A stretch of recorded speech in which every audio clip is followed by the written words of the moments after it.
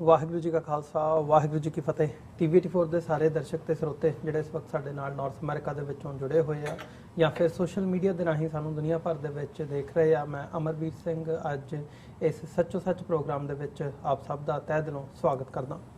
Viewers, normally Neelam Kaur ਇਸ show ਨੂੰ conduct ਕਰਦੇ ਆ, ਬਟ ਅੱਜ ਕੁਝ ਨਿੱਜੀ ਰੁਝੇਵਿਆਂ ਕਰਕੇ ਉਹ ਨਹੀਂ ਆਪਣੀ ਹਾਜ਼ਰੀ ਲਵਾ ਸਕੇ, ਸੋ ਉਹਨਾਂ ਦੀ ਜਗ੍ਹਾ ਦੇ ਉੱਤੇ ਅੱਜ ਮੇਰੀ ਡਿਊਟੀ ਲੱਗੀ ਹੈ। ਸੋ ਅੱਜ 23 ਜੁਲਾਈ 8 ਸੌਣ ਨਾਨਕਸ਼ਾਹੀ ਸੰਮਤ 553 ਦੇ ਦਿਨ ਅਸੀਂ ਇਸ ਹਫਤੇ ਦਾ ਜਿਹੜਾ ਅਖੀਰਲਾ ਪ੍ਰੋਗਰਾਮ ਹੈ ਸੱਚੋ ਸੱਚ ਪ੍ਰੋਗਰਾਮ ਉਹ ਕਰਨ ਜਾ ਰਹੇ ਹਾਂ। ਜਿਹੜੀਆਂ ਇਸ ਹਫਤੇ ਦੀਆਂ ਮੇਜਰ ਡਿਵੈਲਪਮੈਂਟਸ ਨੇ ਉਹਨਾਂ ਦੇ ਉੱਤੇ ਵਿਚਾਰ ਚਰਚਾ ਕਰਾਂਗੇ ਖਾਲਿਸਤਾਨ ਅਫੇਅਰ ਸੈਂਟਰ ਦੇ ਸੰਚਾਲਕ ਡਾਕਟਰ ਅਮਰਜੀਤ ਸਿੰਘ ਹੋਰਾਂ ਦੇ ਨਾਲ।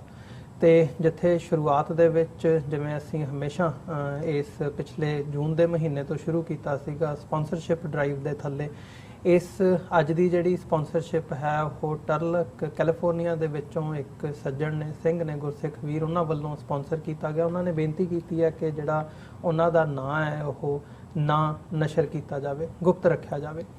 ਤੇ ਉਹਨਾਂ ਨੇ ਬੇਨਤੀ ਇਹ ਜ਼ਰੂਰ ਕੀਤੀ ਹੈ ਕਿ ਜਿੱਥੇ ਉਹਨਾਂ ਨੇ ਚੜ੍ਹਦੀ ਕਲਾ ਦੀ ਅਰਦਾਸ ਕੀਤੀ ਹੈ ਪੰਥ ਦੀ, TV84 ਦੀ ਨਾਲ ਹੀ ਨਾਲ ਇਹ ਗੱਲ ਵੀ ਉਹਨਾਂ ਨੇ ਕਹੀ ਹੈ ਜਦੋਂ ਮੇਰੇ ਨਾਲ ਗੱਲ ਵੀ ਹੋ ਰਹੀ ਸੀ ਕਿ ਅਸੀਂ ਜਦੋਂ ਦੇਖਦੇ ਹਾਂ ਜਿਹੜੇ ਕੌਮ ਦੇ ਕਾਰਜ ਨੇ ਜਾਂ ਜਿਹੜੇ ਵੀ ਕੌਮ ਦੀ ਚੜ੍ਹਦੀ ਕਲਾ ਦੇ ਲਈ ਪ੍ਰੋਜੈਕਟ ਆਰੰਭੇ ਹੋਏ ਨੇ, ਉਹਨਾਂ ਨੂੰ ਹਮੇਸ਼ਾ ਜਿਹੜੀ ਹੈ ਉਹ ਫੰਡਿੰਗ ਦੀ ਜਾਂ ਸਪੋਰਟ ਦੀ ਥੋੜ੍ਹ ਰਹਿੰਦੀ ਆ। ਇੱਕ ਪਾਸੇ ਸਰਕਾਰੀ ਤਸ਼ੱਦਦ ਵੀ ਉਹ ਸਹਿੰਦੇ ਨੇ, ਸਰਕਾਰ ਦੀ ਵਿਰੋਧਤਾ ਵੀ ਚੱਲਦੇ ਨੇ, ਤੇ ਨਾਲ ਹੀ ਨਾਲ ਕੌਮ ਵੀ ਕਿਤੇ ਨਾ ਕਿਤੇ ਉਸ ਲੈਵਲ ਤੇ ਸਪੋਰਟ ਨਹੀਂ ਕਰਦੀ ਜੋ ਕਰਨੀ ਬਣਦੀ ਆ।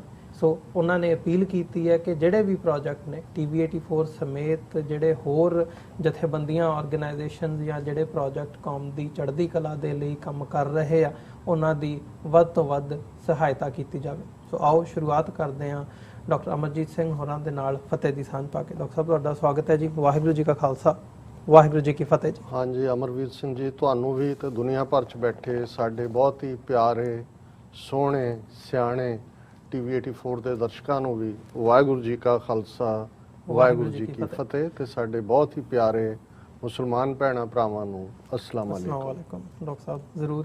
ਡਾਕਟਰ ਸਾਹਿਬ, ਸ਼ੁਰੂਆਤ ਕਰੀਏ। ਪਹਿਲਾਂ ਮੈਂ ਸਪਾਂਸਰਸ਼ਿਪ ਵਾਲੀ ਗੱਲ ਤੋਂ ਹੀ ਸ਼ੁਰੂ ਕਰਨਾ ਚਾਹੂੰਗਾ ਕਿਉਂਕਿ ਵੀਰ ਹੋਰਾਂ ਦਾ ਜਿਹੜਾ ਮੈਸੇਜ ਹੈ ਉਹ ਉਹਨਾਂ ਨੇ ਸਿੱਧੇ ਸ਼ਬਦਾਂ ਦੇ ਵਿੱਚ ਜੋ ਉਹਨਾਂ ਨੇ ਕਨਵੇ ਵੀ ਕੀਤਾ। ਕਹਿੰਦੇ ਮੈਨੂੰ ਨਮੋਸ਼ੀ ਹੁੰਦੀ ਹੈ, ਸ਼ਰਮਿੰਦਗੀ ਹੁੰਦੀ ਹੈ ਜਦੋਂ ਤੁਸੀਂ ਡੋਨੇਸ਼ਨ ਦੀ ਅਪੀਲ ਕਰਦੇ ਹੋ TV84 ਦੇ ਪਲੇਟਫਾਰਮ ਤੋਂ। ਸੋ ਇਹ ਸ਼ਬਦਾਵਲੀ ਸੀ ਉਹਨਾਂ ਦੀ ਜਿਹਨੇ ਮੈਨੂੰ ਵੀ ਉਹ ਕੀਤਾ, ਤੇ ਸਾਡੇ ਲਈ ਵੀ ਤੇ ਨਾਲ ਹੀ ਨਾਲ ਜਿਹੜੇ ਸਾਡੇ ਦਰਸ਼ਕ ਨੇ ਉਹਨਾਂ ਲਈ ਇਹ ਇੱਕ ਵੱਡਾ ਸਵਾਲ ਵੀ ਹੈ। ਦੇਖੋ, ਸਭ ਤੋਂ ਪਹਿਲਾਂ ਤਾਂ ਮੈਂ ਇਹ ਗੁਰਸਿੱਖ ਵੀਰ ਜਿਹੜੇ ਟਰਲਕ 'ਚ ਨਿਵਾਸ ਕਰਦੇ ਨੇ, ਔਰ ਜਦੋਂ ਮੇਰੇ ਨਾਲ ਵੀ ਉਹਨਾਂ ਦੀ ਗੁਫ਼ਤਗੂ ਹੋਈ ਤਾਂ ਉਹਨਾਂ ਨੇ ਕਿਹਾ ਜੀ ਮੈਂ 2 ਸਾਲ ਤੋਂ ਹੀ ਇੱਧਰ ਕੰਮ ਆਪਣਾ ਸ਼ੁਰੂ ਕੀਤਾ ਹੈ, ਔਰ ਗੁਰਸਿੱਖੀ ਪਿਆਰ ਨਾਲ ਭਰੇ ਹੋਏ ਉਹਨਾਂ ਦੇ ਬੋਲ, ਔਰ ਹਰ ਬੋਲ 'ਚੋਂ ਪੰਥ ਦਾ ਪਿਆਰ ਝਲਕਦਾ ਸੀ, ਔਰ ਉਹਨਾਂ ਨੇ ਆਪਣਾ ਨਾਂ ਦੇਣ ਤੋਂ ਵੀ ਗੁਰੇਜ਼ ਕੀਤਾ। ਔਰ ਮੈਂ ਜਿਵੇਂ ਅਕਸਰ ਇਹ ਕਹਿੰਦਾ ਹੈ ਕਿ ਭਾਈ ਸਿੱਖੀ ਦੀ ਨਹੀਂ, ਗੁਰੂ ਨਾਨਕ ਸਾਹਿਬ ਨੇ ਭਾਈ ਲਾਲੋ ਦੀ ਕੋਧਰੇ ਦੀ ਰੋਟੀ ਖਾ ਕੇ ਰੱਖੀ ਹੋਈ ਹੈ, ਕਿਰਤ। ਔਰ ਜਿਹੜਾ ਸੱਚ, ਹੱਕ, ਇਨਸਾਫ ਦਾ ਰਸਤਾ ਹੈ, ਜਾਂ ਜਦੋਂ ਅਸੀਂ ਖੇਤੀਬਾੜੀ ਦੇ ਹਵਾਲੇ ਨਾਲ ਵੀ, ਭਾਵੇਂ ਕੋਈ ਗੁਰਬਾਣੀ ਕੋਟ ਨਹੀਂ ਹੈ, ਪਰ ਅਕਸਰ ਪੰਜਾਬ ਦੇ ਵਿੱਚ ਇਹ ਦੁਹਰਾਇਆ ਜਾਂਦਾ ਹੈ ਕਿ ਉੱਤਮ ਖੇਤੀ, ਮੱਧਮ ਵਪਾਰ, ਨਖਿੱਧ ਚਾਕਰੀ, ਭੀਖ ਦੁਆਰ। ਹੁਣ ਜਦੋਂ ਅਸੀਂ ਖੇਤੀ ਨੂੰ ਵੀ ਇੱਕ ਉੱਤਮ ਕਿੱਤੇ ਦੇ ਤੌਰ ਤੇ ਜਾਣਦੇ ਹਾਂ, ਔਰ ਅੱਜ ਜਦੋਂ ਅਸੀਂ ਕਿਸਾਨਾਂ ਦੀ ਗੱਲ ਕਰਦੇ ਹਾਂ, ਉਹਨਾਂ ਦੀ ਦਰਦ ਨੂੰ ਦੂਸਰੇ ਨੂੰ ਮਹਿਸੂਸ ਕਰਦੇ ਹਾਂ, ਤੇ ਫਿਰ ਇਸ ਗੱਲ ਦਾ ਧਿਆਨ ਰਹੇ ਕਿ ਜਿੱਥੇ ਕਿਰਤ ਹੈ ਉੱਥੇ ਇਮਾਨਦਾਰੀ ਹੈ, ਤੇ ਸਿੱਖੀ ਦਾ ਬੀਜ ਇਮਾਨਦਾਰੀ ਦੇ ਖੇਤ ਦੇ ਵਿੱਚ ਹੀ ਫਲਦਾ ਫੁੱਲਦਾ, ਪ੍ਰਫੁੱਲਤ ਹੁੰਦਾ, ਔਰ ਉਸ ਦਾ ਮਿੱਠਾ ਫਲ ਲੱਗਦਾ। ਸੋ ਇਹਦੇ 'ਚ ਕੋਈ ਸ਼ੱਕ ਨਹੀਂ ਹੈ, ਕੋਈ ਅੱਜ ਦੀ ਗੱਲ ਨਹੀਂ ਹੈ ਕਿ TV84 ਜਾਂ ਦੂਸਰੇ ਪੰਥਕ ਅਦਾਰੇ ਵੀ ਜਾਂ ਪੰਥਕ ਜਥੇਬੰਦੀਆਂ ਜਿਨ੍ਹਾਂ ਨੇ ਸੱਚ, ਹੱਕ, ਇਨਸਾਫ ਦਾ ਰਸਤਾ ਚੁਣਿਆ, ਕਿ ਉਹਨਾਂ ਦੀ ਡਗਰ ਹੀ ਔਖੀ ਹੈ।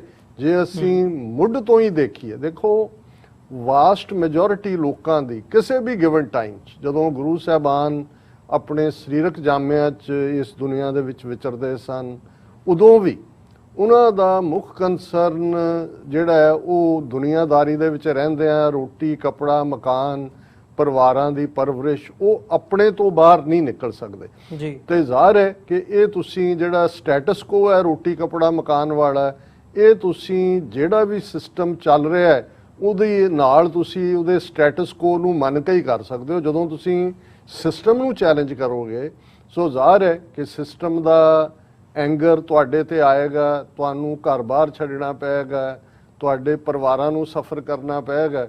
ਸੋ ਇਹ ਰਸਤਾ ਜਦੋਂ ਗੁਰੂ ਸਾਹਿਬਾਨ ਨੇ ਇਹ ਫਰਮਾਇਆ ਸੀ ਬਾਣੀ 'ਚ ਕਿ ਭਗਤਾਂ ਕੀ ਚਾਲ ਨਿਰਾਲੀ, ਚਾਲਾਂ ਨਿਰਾਲੀ ਭਗਤਾਂ ਕੇਰੀ ਬਿਖਮ ਮਾਰਗ ਚੱਲਣ।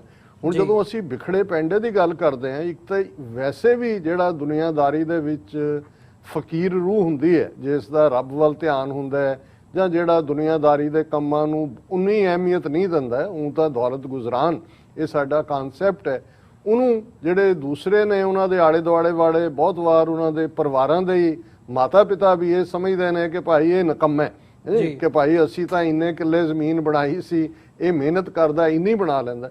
ਸੋ ਇਹ ਜਿਹੜੀ ਦੁਨੀਆਦਾਰੀ ਦੀ ਪਹੁੰਚ ਹੈ ਜਾਂ ਸੀਮਤ ਬੁੱਧੀ ਨਾਲ ਸੋਚਣ ਦੀ ਗੱਲ ਹੈ, ਪਰਿਵਾਰਾਂ ਤੋਂ ਸ਼ੁਰੂ ਹੋ ਜਾਂਦੀ ਹੈ।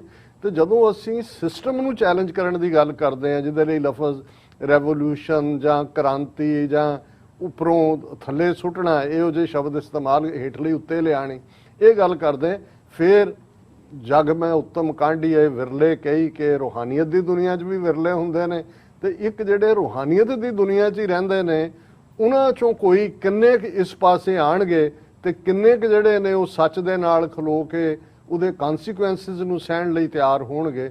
ਸੋ ਇਹ ਠੀਕ ਹੈ, ਇਹ ਗੱਲ ਵੀਰ Sukhwinder Singh voice of Khalsa TV ਵਾਲੇ ਵੀ ਕਹਿੰਦੇ ਨੇ ਕਿ ਭਾਈ ਜਦੋਂ ਬੀਬੀ ਨੀਲਮ ਕੌਰ ਅਪੀਲ ਕਰਦੇ ਨੇ ਵੀ ਮੈਨੂੰ ਬਹੁਤ ਸ਼ਰਮਿੰਦਗੀ ਹੁੰਦੀ ਹੈ ਕਿ ਭਾਈ ਅਸੀਂ ਇੱਕ ਅਦਾਰੇ ਨੂੰ ਵੀ ਖੜਾ ਨਹੀਂ ਕਰ ਸਕਦੇ, ਤੇ ਮੈਂ ਕਿਹਾ ਨਹੀਂ, ਇਹ ਗੱਲ ਨਹੀਂ ਹੈ। ਮੈਂ ਕਿਹਾ ਵੀ ਇਸ ਕਿਸਮ ਦੇ ਵੀ ਨੇ ਜਿਹੜੇ ਕੱਲੇ ਵੀ ਉਸ ਭਾਰ ਚੁੱਕਣ ਨੂੰ ਤਿਆਰ ਹੋ ਸਕਦੇ ਨੇ, ਪਰ ਇਹ ਜਿਹੜਾ ਜੇ ਕੋਈ ਕੱਲਾ ਭਾਰ ਚੁੱਕੇਗਾ ਫਿਰ ਗੱਲ ਉਹਦੀ ਪੁੱਗੇਗੀ। ਔਰ ਮੈਂ ਕਿਹਾ ਵੀ ਇਹ ਵੀ ਸਿੱਖੀ ਦਾ ਰਸਤਾ ਹੈ ਜਿੱਥੇ ਕਿ ਹਰ ਗੁਰਸਿੱਖ ਕਿਰਤੀ ਦਾ ਟਕਾ ਟਕਾ ਕੌਡੀ ਕੌਡੀ, ਕਦੇ ਗੁਰੂ ਅਰਜਨ ਸਾਹਿਬ ਔਰ ਭਾਈ ਗੁਰਦਾਸ ਜੀ ਦੀ ਵਾਰ ਚੋਂ ਜਦੋਂ ਇੱਕ ਗਰੀਬ ਸਿੱਖ ਜਿਹਦੇ ਕੋਲ ਕੱਚੀ ਕੌਡੀ ਹੈ, ਜਦੋਂ ਕਿ ਕਾਰ ਸੇਵਾ ਚੱਲ ਰਹੀ ਹੈ ਹਰਮੰਦਰ ਸਾਹਿਬ ਦੀ, ਉਹ ਕਿਵੇਂ ਉਸ ਨੂੰ ਘੁੱਟ ਲੈਂਦਾ ਹੈ ਮੁੱਠੀ 'ਚ, ਔਰ ਗੁਰੂ ਅਰਜਨ ਸਾਹਿਬ ਖੁਦ ਉਹਨੂੰ ਆਵਾਜ਼ ਮਾਰਦੇ ਨੇ, ਸੰਗਤ 'ਚ ਕਹਿੰਦੇ ਨੇ ਉਹਨੂੰ ਲਿਆਓ, ਔਰ ਉਹਦੇ ਹੱਥਾਂ 'ਚੋਂ ਕੌਡੀ ਲੈ ਕੇ ਖੁਦ ਆਪਣੇ ਹੱਥ ਫੜ ਕੇ ਫਿਰ ਉਹ ਕਹਿੰਦੇ ਨੇ ਕਿ ਭਾਈ ਇੱਕ ਗੁਰਸਿੱਖ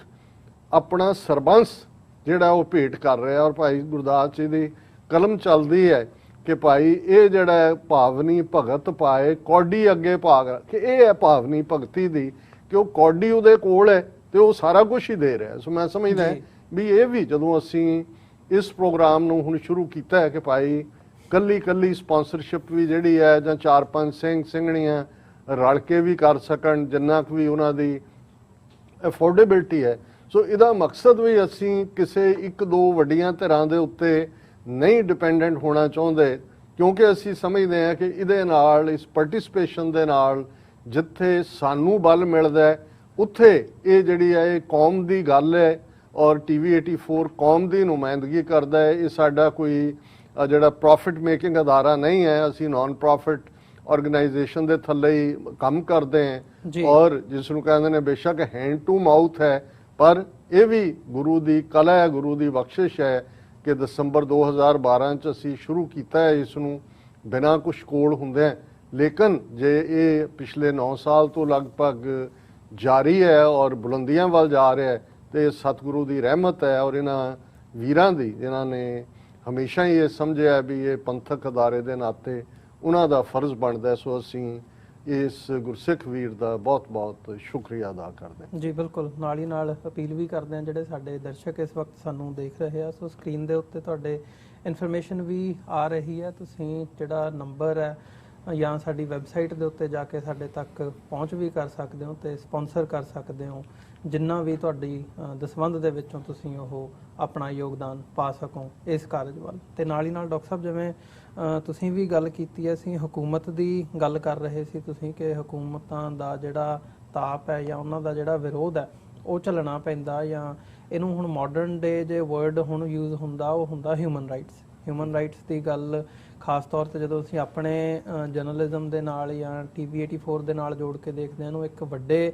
ਪਰਸਪੈਕਟਿਵ ਦੇ ਵਿੱਚ ਦੇਖਣਾ ਹੋਵੇ, ਹੁਣ ਜਿਹੜੀ ਪੈਗਾਸਸ ਰਿਪੋਰਟ ਆਈ ਹੈ ਜਾਂ ਇਹ ਸਾਰੇ ਖੁਲਾਸੇ ਹੋਏ ਨੇ, ਵੱਡਾ ਹਿੱਸਾ ਇਹਦਾ ਜਰਨਲਿਜ਼ਮ ਦੇ ਉੱਤੇ, ਪੱਤਰਕਾਰਾਂ ਦੇ ਉੱਤੇ ਕੇਂਦਰਿਤ ਹੈ। ਭਾਰਤ ਦੇ ਵਿੱਚ ਦੇਖਣਾ ਹੋਵੇ ਤੇ ਉਹ ਸਿੱਖ ਪੱਤਰਕਾਰਾਂ ਨੂੰ ਵੀ ਟਾਰਗੇਟ ਕੀਤਾ ਗਿਆ, ਕਸ਼ਮੀਰ ਦੇ ਪੱਤਰਕਾਰਾਂ ਦੀ ਗੱਲ ਵੀ ਹੋਈ ਹੈ, ਫਿਰ ਮਨੀਪੁਰ ਦੇ ਜਰਨਲਿਸਟ ਹੋਣ, ਦਿੱਲੀ ਦੇ ਵਿੱਚ ਹੋਣ, ਥਰੂ ਆਊਟ ਇੰਡੀਆ, ਮਤਲਬ ਇੰਡੀਆ ਤੋਂ ਲੈ ਕੇ ਈਵਨ ਮਿਡਲ ਈਸਟ ਤੱਕ ਅਸੀਂ 10 ਦੇਸ਼ਾਂ ਦੇ ਨਾਂ ਆਉਂਦੇ ਨੇ ਜਿਨ੍ਹਾਂ ਨੇ ਪੈਗਾਸਸ ਸਪਾਈਵੇਅਰ ਯੂਜ਼ ਕੀਤਾ ਕਿਤੇ ਨਾ ਕਿਤੇ ਵਿਰੋਧ ਦੀ ਆਵਾਜ਼ ਨੂੰ ਦਬਾਉਣ ਦੇ ਲਈ। ਵਿਰੋਧ ਕਾਹਦਾ, ਵਿਰੋਧ ਕਿਸ ਗੱਲ ਦਾ, ਉਹ ਗੱਲ ਵੀ ਮੋਟੀ ਲਿਆ ਕੇ ਜਿਹੜੀ ਹੈ ਉਹ ਹਕੂਮਤ ਦੇ ਨਾਲ ਜੁੜਦੀ ਹੈ ਤੇ ਆ ਕੇ ਹਿਊਮਨ ਰਾਈਟਸ ਦੇ ਉੱਤੇ ਜੁੜਦੀ ਹੈ। ਸੋ ਕੀ ਮਤਲਬ ਓਵਰਆਲ ਜੇ ਦੇਖਣਾ ਹੋਵੇ, ਅਸੀਂ ਜਿੱਥੋਂ ਗੱਲ ਸ਼ੁਰੂ ਕੀਤੀ ਹੈ ਵੀ ਗੱਲ ਅਸੀਂ ਜ਼ਰੂਰ ਕਰ ਰਹੇ ਹਾਂ, ਕੋਸ਼ਿਸ਼ ਅੱਗੇ ਵਧਣ ਦੀ ਜ਼ਰੂਰ ਕਰ ਰਹੇ ਹਾਂ, ਪਰ ਕਿਸ ਲੈਵਲ ਦੀ ਜਿਹੜੀ ਨਿਗਰਾਨੀ ਹੈ ਜਾਂ ਕਿਸ ਲੈਵਲ ਦੇ ਯਤਨ ਕੀਤੇ ਜਾ ਰਹੇ ਨੇ ਤਾਂ ਕਿ ਇਹ ਅਦਾਰੇ ਉੱਠ ਨਾ ਸਕਣ, ਗੱਲ ਨਾ ਕਰ ਸਕਣ, ਤੇ ਫਿਰ ਵੀ ਜੇ ਸਾਨੂੰ ਗੱਲ ਸਮਝ ਨਾ ਆਵੇ ਤੇ ਕੀ ਕਿਹਾ ਜਾਵੇ? ਦੇਖੋ, ਤੁਸੀਂ ਬੜਾ ਰੈਲੇਵੈਂਟ ਕਮੈਂਟ ਕੀਤਾ ਹੈ। ਸਵਾਲ ਘੱਟ ਹੈ, ਇਹ ਅੱਜ ਦੀ ਮੀਡੀਆ ਦੀ ਤਾਕਤ ਦਾ ਜ਼ਿਕਰ ਹੈ। ਔਰ ਸਟੇਟ ਜਿਹੜੀ ਆਲ ਮਾਈਟੀ ਹੈ, ਆਲ ਮਾਈਟੀ ਇੱਕ ਤਾਂ ਗੋਡ ਆਲਮਾਈਟੀ ਹੈ, ਪਰ ਜਦੋਂ ਅਸੀਂ ਸੋਵਰਨਿਟੀ ਸਟੇਟ ਦੀ ਗੱਲ ਕਰਦੇ ਹਾਂ ਉਹਦੇ ਕੋਲ ਸਾਰੇ ਹਕੂਕ ਨੇ। ਉਹ ਕਿਵੇਂ ਇਸ ਮੀਡੀਆ ਦੀ ਤਾਕਤ ਨੂੰ ਵੀ ਮਾਤ ਕਰਨ ਤੇ ਹੈ, ਇਹ ਕੋਈ ਨਵੀਂ ਗੱਲ ਨਹੀਂ ਹੈ। ਗੱਲ ਸਿਰਫ ਅੱਜ ਦੀ ਟੈਕਨੋਲੋਜੀਕਲ ਰੇਂਜ ਦੀ ਜਿਹੜੀ ਹੈ ਉਹ ਵਾਈਡਨੈਸ ਹੈ ਵੀ ਕਿੱਥੋਂ ਤੱਕ ਉਹ ਪਹੁੰਚ ਚੁੱਕੀ ਹੈ। ਹਾਲਾਂਕਿ ਜੇ ਅਸੀਂ ਪੁਰਾਣੇ ਜ਼ਮਾਨੇ 'ਚ ਵੀ ਦੇਖੀਏ, ਜਿੱਥੇ ਇੱਕ ਪਾਸੇ ਜਦੋਂ ਬਾਦਸ਼ਾਹ ਦਾ ਸਿਸਟਮ ਸੀ ਤੇ ਦਰਬਾਰਾਂ ਦੇ ਵਿੱਚ ਭੱਟ ਕਿਸਮ ਦੇ ਲੋਕ ਜਿਹੜੇ ਰਾਜਿਆਂ ਦੀ, ਬਾਦਸ਼ਾਹਾਂ ਦੇ ਗੁਣ ਗਾਇਨ ਕਰਦੇ ਸੀ, ਫਿਰ ਅਸੀਂ ਜਦੋਂ ਅਸੀਂ ਇਹ ਕਹਿੰਦੇ ਹਾਂ ਕਿ ਭਾਈ ਤੂੰ ਤਾਂ ਐਵੇਂ ਢਿੰਡੋਰਾ ਪਿੱਟ ਰਿਹਾ, ਡੌਂਡੀ ਪਿੱਟ ਦਿੱਤੀ, ਹੁਣ ਇਹ ਵੀ ਇਨਫੈਕਟ ਲੋਕਾਂ ਦੇ ਜਿਹੜਾ ਵਿਊ ਪੁਆਇੰਟ ਨੂੰ ਪ੍ਰਭਾਵਿਤ ਕਰਨ ਵਾਲੀ ਗੱਲ ਸੀ, ਜਿਹਨੂੰ ਕਿ ਕੋਈ ਚੀਜ਼ ਐਲਾਨੀਆ ਤੌਰ ਦੇ ਉੱਤੇ ਲੋਕਾਂ ਦੇ ਵਿੱਚ ਡਮਰੂ ਖੜਕਾ ਕੇ ਜਾਂ ਢੋਲ ਵਜਾ ਕੇ ਜਿਹੜੀ ਆ ਉਹ ਸੁਣਾਈ ਜਾਂਦੀ ਸੀ ਜੀ। ਫਿਰ ਅਸੀਂ ਇਹ ਵੀ ਦੇਖਦੇ ਹਾਂ ਜਿਹੜੀ ਥੋੜੀ ਬਹੁਤ ਸਫਿਸਟੀਕੇਸ਼ਨ ਆਈ ਤੇ ਫਿਰ ਜਿਹੜੀਆਂ ਸਟੇਟਾਂ ਇੱਕ ਦੂਜੇ ਨਾਲ ਤਕਰਾਰ 'ਚ ਹੁੰਦੀਆਂ ਸੀ, ਉਹ ਦੂਸਰੀ ਸਟੇਟ ਦੇ ਵਿੱਚ ਉਸ ਕਿਸਮ ਦੇ ਲੋਕਾਂ ਨੂੰ ਭੇਜ ਦਿੰਦੀਆਂ ਸੀ ਜਿਹੜੀਆਂ ਉੱਥੇ ਜਾ ਕੇ, ਜਿਹਦੇ ਲਈ ਅੱਜ ਲਫ਼ਜ਼ ਮਿਸ ਇਨਫੋਰਮੇਸ਼ਨ ਜਾਂ ਡਿਸਇਨਫੋਰਮੇਸ਼ਨ ਇਸਤੇਮਾਲ ਕੀਤਾ ਜਾਂਦਾ ਹੈ, ਉਹ ਜਾ ਕੇ ਤਾਂ ਕਿ ਲੋਕਾਂ ਦੇ ਵਿੱਚ ਇੱਕ ਬਦਜ਼ਨੀ ਹੋਏ, ਸਿਸਟਮ ਤੋਂ ਉਹਨਾਂ ਦਾ ਟਰਸਟ ਟੁੱਟੇ। ਸੋ ਇਹ ਪੁਰਾਣੇ ਪੀਰੀਅਡ ਦੀ ਗੱਲ ਸੀ। ਜਦੋਂ ਅਸੀਂ 19ਵੀਂ ਸਦੀ ਨੇਸ਼ਨ ਸਟੇਟਸ ਐਸਟੈਬਲਿਸ਼ ਹੁੰਦੀਆਂ ਔਰ 20ਵੀਂ ਸਦੀ ਜਿਹਦੇ 'ਚ ਕਿ ਦੋ ਵੱਡੇ ਸੰਸਾਰ ਯੁੱਧ ਹੁੰਦੇ ਨੇ, ਉਹਨਾਂ ਦੇ ਵਿੱਚ ਖਾਸ ਤੌਰ ਤੇ ਦੂਸਰੇ ਸੰਸਾਰ ਯੁੱਧ ਵੇਲੇ ਜਦੋਂ ਕਿ ਕਮਿਊਨੀਕੇਸ਼ਨ ਰਿਲੇਟਿਵਲੀ ਬੈਟਰ ਹੋ ਗਈ ਸੀ। ਪਹਿਲੇ ਫਸਟ ਵਰਲਡ, ਇਸ ਗੱਲ ਦਾ ਧਿਆਨ ਰਹੇ, ਪਹਿਲਾ ਵਰਲਡ ਵਾਰ ਜਿਹੜਾ ਉਹ ਤਾਂ ਟ੍ਰੈਂਚਸ ਦੇ ਵਿੱਚ ਲੜਿਆ ਗਿਆ, ਬੰਦੂਕ ਦੇ ਨਾਲ, ਉਹ ਟੈਂਕ ਵੀ ਨਹੀਂ ਸੀ ਔਰ ਕੋਈ ਇਸ ਕਿਸਮ ਦੀ ਕਮਿਊਨੀਕੇਸ਼ਨ ਵੀ ਨਹੀਂ ਸੀ, ਲੰਬਾ ਵਕਤ ਕੌਣ ਕਿੱਥੇ ਹੈ। ਦੂਸਰੇ ਸੰਸਾਰ ਯੁੱਧ ਦੇ ਪਹੁੰਚਦਿਆਂ ਜਿਹੜਾ ਹੈ ਉਹ ਰੇਡੀਓ ਸਿਗਨਲਿੰਗ ਜਾਂ ਨਿਊਜ਼ਪੇਪਰਸ, ਇਹ ਇੱਕ ਬੇਸ਼ੱਕ ਨਿਊਜ਼ਪੇਪਰਸ ਤਾਂ ਸਦੀਆਂ ਪਹਿਲਾਂ ਦੇ ਸੀ, ਲੇਕਿਨ ਕਿਵੇਂ ਫਿਰ ਐਜ਼ ਏ ਪ੍ਰੋਪੇਗੈਂਡਾ ਲਫ਼ਜ਼ ਜਦੋਂ ਅਸੀਂ ਦੇਖਦੇ ਹਾਂ, ਜਰਮਨ ਜ਼ਬਾਨ ਦਾ ਲਫ਼ਜ਼ ਹੈ, ਔਰ ਇਹ ਜਦੋਂ ਕਿ ਹਿਟਲਰ ਨੇ ਕਿਸ ਕਾਮਯਾਬੀ ਨਾਲ ਵਰਤਿਆ ਆਪਣੀ ਨਾਜ਼ੀ ਆਈਡੀਓਲੋਜੀ ਨੂੰ ਫੈਲਾਉਣ ਦੇ ਲਈ, ਜਿਵੇਂ ਅੱਜ ਮੋਦੀ ਹਕੂਮਤ ਜਿਹਨੂੰ ਗੋਦੀ ਮੀਡੀਆ ਜਾਂ ਸੋਸ਼ਲ ਮੀਡੀਆ ਤੇ ਕਿਵੇਂ ਆਈਟੀ ਸੈਕਟਰ ਦੇ ਲੋਕ ਸਿਰਫ ਸਫਿਸਟੀਕੇਸ਼ਨ ਦੇ ਨਾਲ ਜਿਹੜਾ ਉਹਨਾਂ ਦਾ ਮਿਸ ਇਨਫੋਰਮੇਸ਼ਨ ਦਾ ਕਿੰਨਾ ਲੈਵਲ ਹੈ, ਪੈਟਰਨ ਬਦਲਿਆ। ਔਰ ਇਹ ਉਹੀ ਪੀਰੀਅਡ ਸੀ ਕਿ ਈਵਨ ਇੱਕ ਸੈਪਰੇਟ ਵਜ਼ਾਰਤ ਹਿਟਲਰ ਦੀ ਜਿਹਨੂੰ ਕਹਿੰਦੇ ਹੀ ਪ੍ਰੋਪੇਗੈਂਡਾ ਮਿਨਿਸਟਰੀ ਸੀ, ਕਿਉਂਕਿ ਪ੍ਰੋਪੇਗੈਂਡਾ ਲਫ਼ਜ਼ ਹੀ ਜਰਮਨ ਜ਼ਬਾਨ ਦਾ ਹੈ।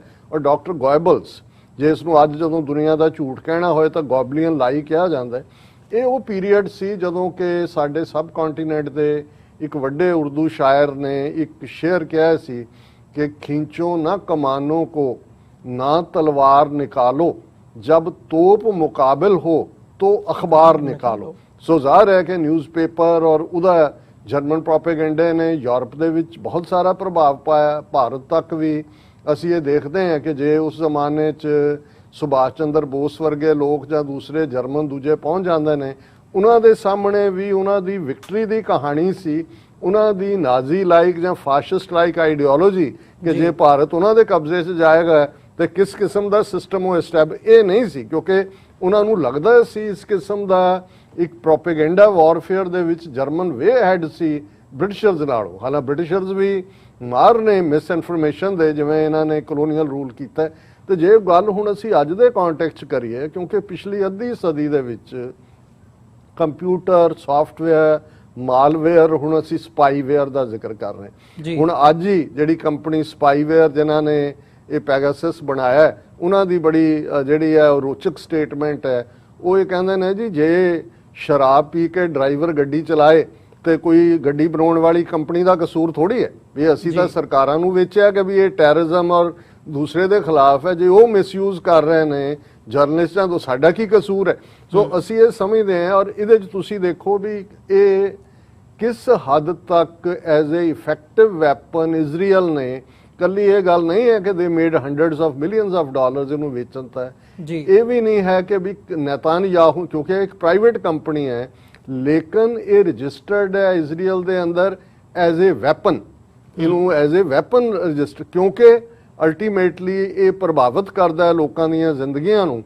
ਹੁਣ ਇੱਕ ਤਾਂ ਇਜ਼ਰਾਈਲ ਆਪਣੀ ਡਿਪਲੋਮੇਸੀ ਦੇ ਨਾਲ ਵੇਚਦਾ, ਜਿੱਥੇ ਜਿੱਥੇ ਇਜ਼ਰਾਈਲ ਦਾ ਪ੍ਰਾਈਮ ਮਿਨਿਸਟਰ ਨੇਤਨਯਾਹੂ ਗਿਆ, ਜਿਹੜਾ ਹੁਣ ਨਹੀਂ ਹਟਾਇਆ ਹੋਇਆ ਉਹਨੂੰ, ਉੱਥੇ ਕੁਝ ਦੇਰ ਬਾਅਦ ਇਹ ਜਿਹੜਾ ਸਪਾਈਵੇਅਰ ਪਹੁੰਚ ਜਾਂਦਾ।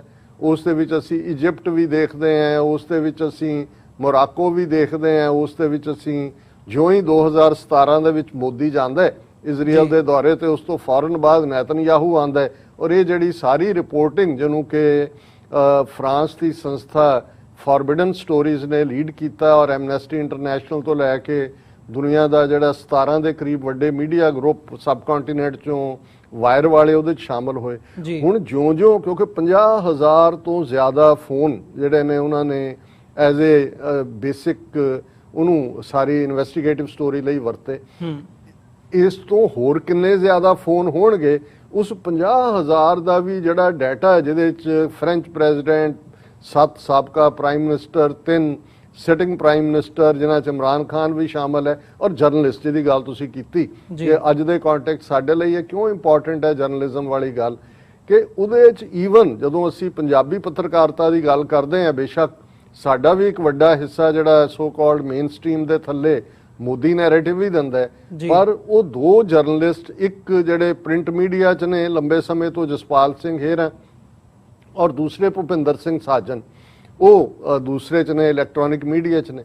ਉਹਨਾਂ ਨੂੰ ਹੁਣ ਦੇਖਿਆ ਜਾਏ ਤਾਂ ਕੋਈ ਬਹੁਤ ਵੱਡੀਆਂ ਸਰਕੂਲੇਸ਼ਨਸ ਤਾਂ ਨਹੀਂ ਹੈ ਇਹਨਾਂ ਅਦਾਰਿਆਂ ਦੀਆਂ ਜਾਂ ਵਿਊਅਰਸ਼ਿਪ ਦੇ ਹਵਾਲੇ ਨਾਲ ਗੱਲ ਕਰੇ, ਪਰ ਉਹ ਨਜ਼ਰੀਆਤੀ ਪਹੁੰਚ ਹੈ ਉਹਨਾਂ ਦੀ, ਕਿਉਂਕਿ ਉਹ ਸਿੱਖੀ ਨੁਕਤਾ ਨਿਗਾਹ ਤੋਂ ਸੋਚਦੇ ਨੇ, ਦੇਖਦੇ ਨੇ। ਸੋ ਜਿਹੜੀ ਲੜਾਈ ਹੈ, ਔਰ ਅੱਜ ਹੀ ਸਾਡੇ ਇੱਕ ਵੀਰ ਟੋਰਾਂਟੋ ਤੋਂ ਉਹਨਾਂ ਦੀ ਕਾਲ ਸੀ, ਮੈਨੂੰ ਕਹਿਣ ਲੱਗੇ ਜੀ ਤੁਸੀਂ ਪੈਗਾਸਸ ਡਿਸਕਸ ਕਰ ਰਹੇ ਹੋ, ਤੁਹਾਨੂੰ ਪਤਾ ਵੀ ਤੁਹਾਡਾ ਨੰਬਰ ਵੀ ਉਹਦੇ ਤੇ ਹੋਏਗਾ। ਮੈਂ ਕਿਹਾ ਜੀ ਅਸੀਂ ਤਾਂ ਜਦੋਂ ਨਵੰਬਰ 1991 ਦੇ ਵਿੱਚ ਖਾਲਿਸਤਾਨ ਅਫੇਅਰ ਸੈਂਟਰ ਦੀ ਸ਼ੁਰੂਆਤ ਹੁੰਦੀ ਹੈ, ਔਰ ਮੈਂ ਕਿਹਾ ਜੀ ਅਸੀਂ ਤਾਂ ਇਹ ਮੰਨ ਕੇ ਤੁਰੇ ਹਾਂ ਕਿ ਜਿਹੜਾ ਲਫ਼ਜ਼ ਅਸੀਂ ਕੋਈ ਲਿਖਦੇ ਹਾਂ, ਲਗਾਤਾਰ 25-30 ਸਾਲ ਮੈਂ ਐਡੀਟਰ ਇਨ ਚੀਫ ਰਿਹਾ, ਐਡੀਟੋਰ ਜਿਹੜਾ ਚੜ੍ਹਦੀ ਕਲਾ ਦਾ, ਔਰ ਹੋਰ ਵੀ ਕਾਲਮਨਿਸਟ ਅਖਬਾਰਾਂ ਲਈ, ਔਰ ਜਿਹੜਾ ਵੀ ਲਫ਼ਜ਼ ਮੈਂ ਬੋਲਦਾ ਉਹ ਕਿਤੇ ਨਾ ਕਿਤੇ ਰਿਕਾਰਡ ਹੋ ਰਿਹਾ। ਇੱਕ ਜ਼ਮਾਨਾ ਸੀ ਕਿ ਵੀ ਉਹ ਆਡੀਓ ਕੈਸਟਸ ਹੋਣਗੀਆਂ, ਵਿੱਚੋਂ ਜਦੋਂ ਟੁੱਟ ਜਾਂਦੀ ਸੀ ਗੱਲਬਾਤ ਤੇ ਮੈਂ ਜੋਕਿੰਗਲੀ ਕਹਿੰਦਾ ਸੀ ਵੀ ਟੇਪ ਮੁੱਕ ਗਈ ਆ ਉਹਨਾਂ ਦੀ, ਹੁਣ ਉਹ ਡਿਜੀਟਲਾਈਜ਼ ਹੋ ਗਿਆ। ਸੋ ਮੈਂ ਸਮਝਦਾ ਵੀ ਗੱਲ ਇਹ ਨਹੀਂ ਹੈ ਕਿ ਵੀ ਤੁਸੀਂ ਕਿਸ ਹੱਦ ਤੱਕ ਸਟੇਟ ਜਿਹੜੀ ਕਿ ਹਾਫਿਜ਼ ਹੈ ਲੋਕਾਂ ਦੇ ਮੁੱਢਲੇ ਇਨਸਾਨੀ ਹਕੂਕਾਂ ਦੀ, ਸਿਵਲ ਲਿਬਰਟੀਜ਼ ਦੀ, ਉਹ ਇੰਡੀਵਿਜੂਅਲ ਇਨਫਰਿੰਜਮੈਂਟ ਅਪਨ ਕਰ ਰਹੀ ਹੈ। ਪਰ ਅੱਜ ਰਾਹੁਲ ਗਾਂਧੀ ਨੇ ਠੀਕ ਕਿਹਾ, ਉਹਨੇ ਕਿਹਾ ਵੀ ਇਹ ਟ੍ਰੈਚਰੀ ਹੈ, ਗੱਦਾਰੀ ਹੈ, ਕਿਉਂਕਿ ਤੁਸੀਂ ਮੁਲਕ ਦੀ ਸਿਕਿਉਰਿਟੀ ਦੇ ਨਾਲ ਵੀ ਕੰਪਰੋਮਾਈਜ਼ ਕਰ ਰਹੇ ਹੋ। ਕਿੱਥੇ ਕਿੱਥੇ ਦਾ ਇਸਤੇਮਾਲ ਹੋਇਆ, ਹੁਣ ਇਹ ਵੀ ਆਇਆ ਕਿ ਈਵਨ ਜਿਹੜੇ ਫੌਜੀ ਜਰਨੈਲ ਔਰ ਦੂਸਰੇ ਨੇ ਉਹਨਾਂ ਦਾ ਵੀ ਹੁੰਦਾ, ਈਵਨ ਇਹਨਾਂ ਦੇ ਆਪਣਿਆਂ ਦਾ ਵੀ ਹੈ। ਚੀਫ ਜਸਟਿਸ ਕਿਵੇਂ ਡਿਸੀਜਨ ਮੇਕਿੰਗ ਨੂੰ ਪ੍ਰਭਾਵਿਤ ਕੀਤਾ। ਪਰ ਮੈਂ coming back to the original, ਕਿ ਇੱਕ ਗੱਲ ਦੀ ਅਸੀਂ ਅਹਿਮੀਅਤ ਸਮਝੀਏ ਕਿ ਬੇਸ਼ੱਕ ਸਟੇਟ ਬਹੁਤ ਪਾਵਰਫੁਲ ਹੈ, ਸਾਡੇ ਰਿਸੋਰਸ ਵੀ ਬੜੇ ਸੀਮਤ ਹੋਣਗੇ, ਲੇਕਿਨ ਇੱਕ ਗੱਲ ਦਾ ਧਿਆਨ ਰਹਿਣਾ ਚਾਹੀਦਾ ਹੈ ਔਰ ਫੇਥ ਰਹਿਣਾ ਚਾਹੀਦਾ ਹੈ ਕਿ ਸੱਚ ਦਾ ਆਪਣਾ ਭਾਰ ਹੁੰਦਾ ਹੈ, ਔਰ ਸੱਚ ਦਾ ਭਾਰ ਇੰਨਾ ਜ਼ਿਆਦਾ ਭਾਰ ਹੁੰਦਾ ਹੈ ਕਿ ਉਸ ਦੇ ਸਾਹਮਣੇ ਕੂੜ ਦਾ, ਝੂਠ ਦਾ, ਫਾਲਸੂਡ ਦਾ ਹਿਮਾਲਿਆ ਵੀ ਜਿਹੜਾ ਉਹ ਪਿਘਲ ਕੇ ਜਿਹੜਾ ਉਸ ਸੱਚ ਦੇ ਪੈਰਾਂ 'ਚ ਡਿੱਗ ਪੈਂਦਾ।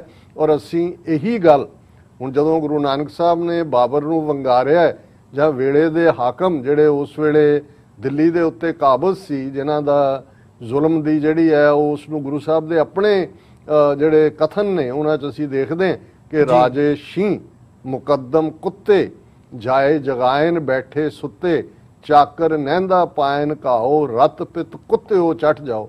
ਹੁਣ ਇੰਨੀ ਸਟਰੋਂਗ ਸਟੇਟਮੈਂਟ, ਔਰ ਕੌਣ ਇਹ ਇਮੇਜਿਨ ਕਰ ਸਕਦਾ ਸੀ ਕਿ ਇੱਕ ਫਕੀਰ ਰੱਬ ਨਾਲ ਜੁੜਿਆ ਹੋਇਆ ਇਨਸਾਨ, ਜਿਸ ਨੂੰ ਆਮ ਲੋਕ, ਜਿਹਨੂੰ ਗੁਰੂ ਨਾਨਕ ਸਾਹਿਬ ਨੇ ਫਰਮਾਇਆ, ਕੋ ਕਹਿ ਭੂਤਨਾ ਕੋ ਕਹਿ ਬੇਤਾਲਾ ਕੋਈ ਆਖੇ ਆਦਮੀ ਨਾਨਕ ਬੇਚਾਰਾ ਭਇਆ ਦੀਵਾਨਾ ਸ਼ਾਹ ਕਾ ਨਾਨਕ ਬੌਰਾਨਾ, ਕਿ ਇਹ ਬੌਰਾ ਸ਼ਾਹ ਦਾ ਦੀਵਾਨਾ ਜਿਹਨੂੰ ਕੋਈ ਭੂਤਨਾ ਕੋਈ ਕਹਿੰਦਾ ਹੈ।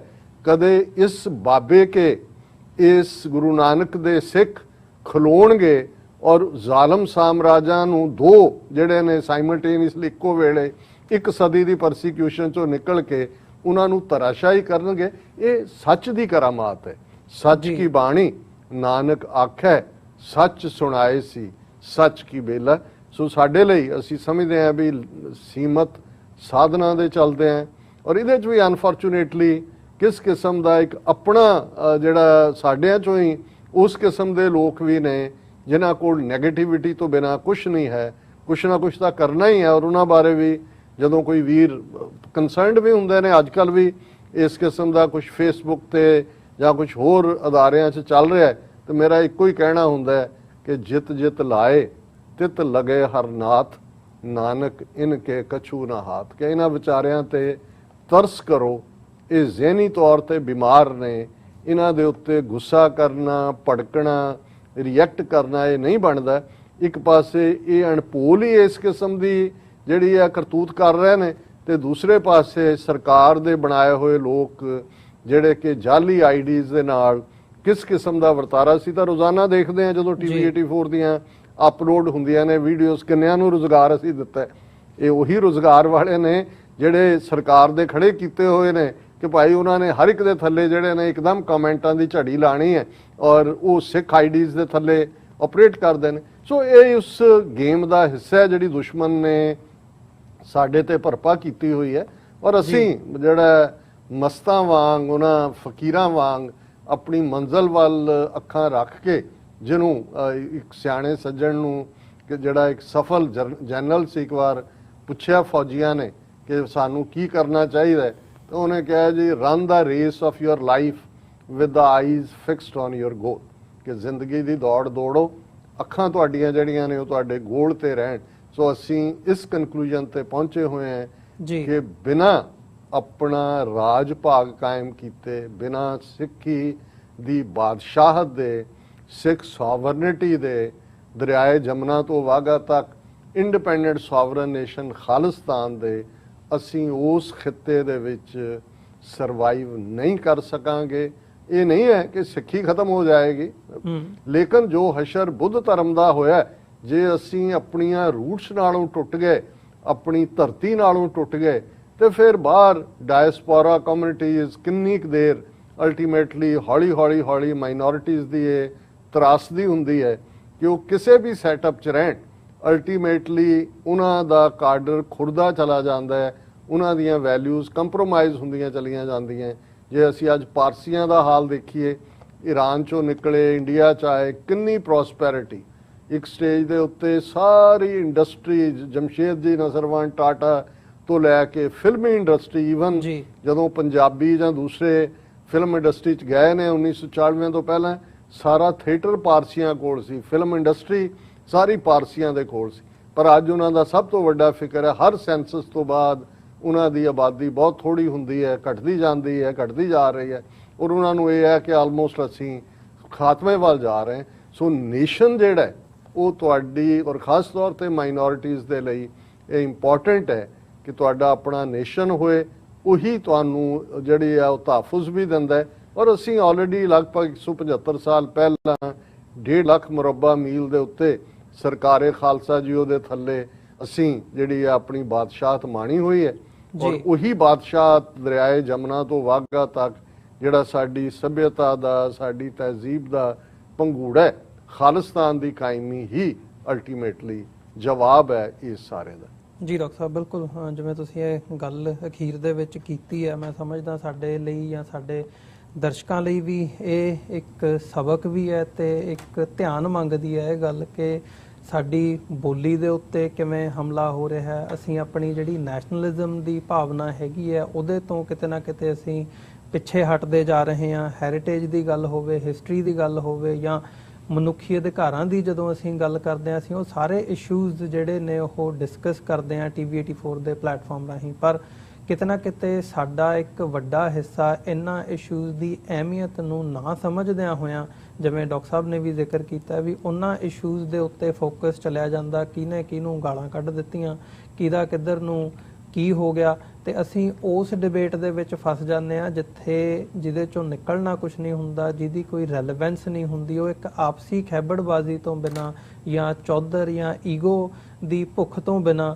ਉਹਦੇ ਵਿੱਚੋਂ ਹੋਰ ਕੁਝ ਨਹੀਂ ਨਿਕਲਦਾ ਤੇ ਜਿਹੜੇ ਰੀਅਲ ਇਸ਼ੂਜ਼ ਨੇ ਉਹਨਾਂ ਤੇ ਸਾਡਾ ਧਿਆਨ ਹੀ ਨਹੀਂ ਜਾਂਦਾ। ਸੋ ਅਸਲ ਜਿਹੜੇ ਮੁੱਦੇ ਨੇ ਉਹਨਾਂ ਨੂੰ ਪਛਾਣੀਏ, ਉਹਨਾਂ ਨੂੰ ਸਮਝੀਏ ਤੇ ਅਸੀਂ ਉਹਦੇ ਬਾਰੇ ਇੰਡੀਵਿਜੂਅਲਿਸਟਿਕ ਅਪਰੋਚ ਨੂੰ ਮੁੱਖ ਰੱਖਦਿਆਂ ਹੋਇਆਂ ਕੀ ਕਰ ਸਕਦੇ ਹਾਂ, ਇਹ ਸਾਡੇ ਅੱਗੇ ਇੱਕ ਸਵਾਲ ਡੇਲੀ ਬੇਸਿਸ ਦੇ ਉੱਤੇ ਹੋਣਾ ਚਾਹੀਦਾ। ਸੋ ਡਾਕਟਰ ਸਾਹਿਬ ਇੱਕ ਬ੍ਰੇਕ ਦੇ ਲਈ ਇੱਥੇ ਰੁਕਦੇ ਹਾਂ। ਵਿਊਅਰਸ, ਇੱਕ ਛੋਟੇ ਜਿਹੇ ਬ੍ਰੇਕ ਤੋਂ ਬਾਅਦ ਦੁਬਾਰਾ ਤੁਹਾਡੇ ਨਾਲ ਇੱਥੋਂ ਹੀ ਵਿਚਾਰਾਂ ਦੀ ਸਾਂਝ ਪਾਵਾਂਗੇ ਅੱਗੇ।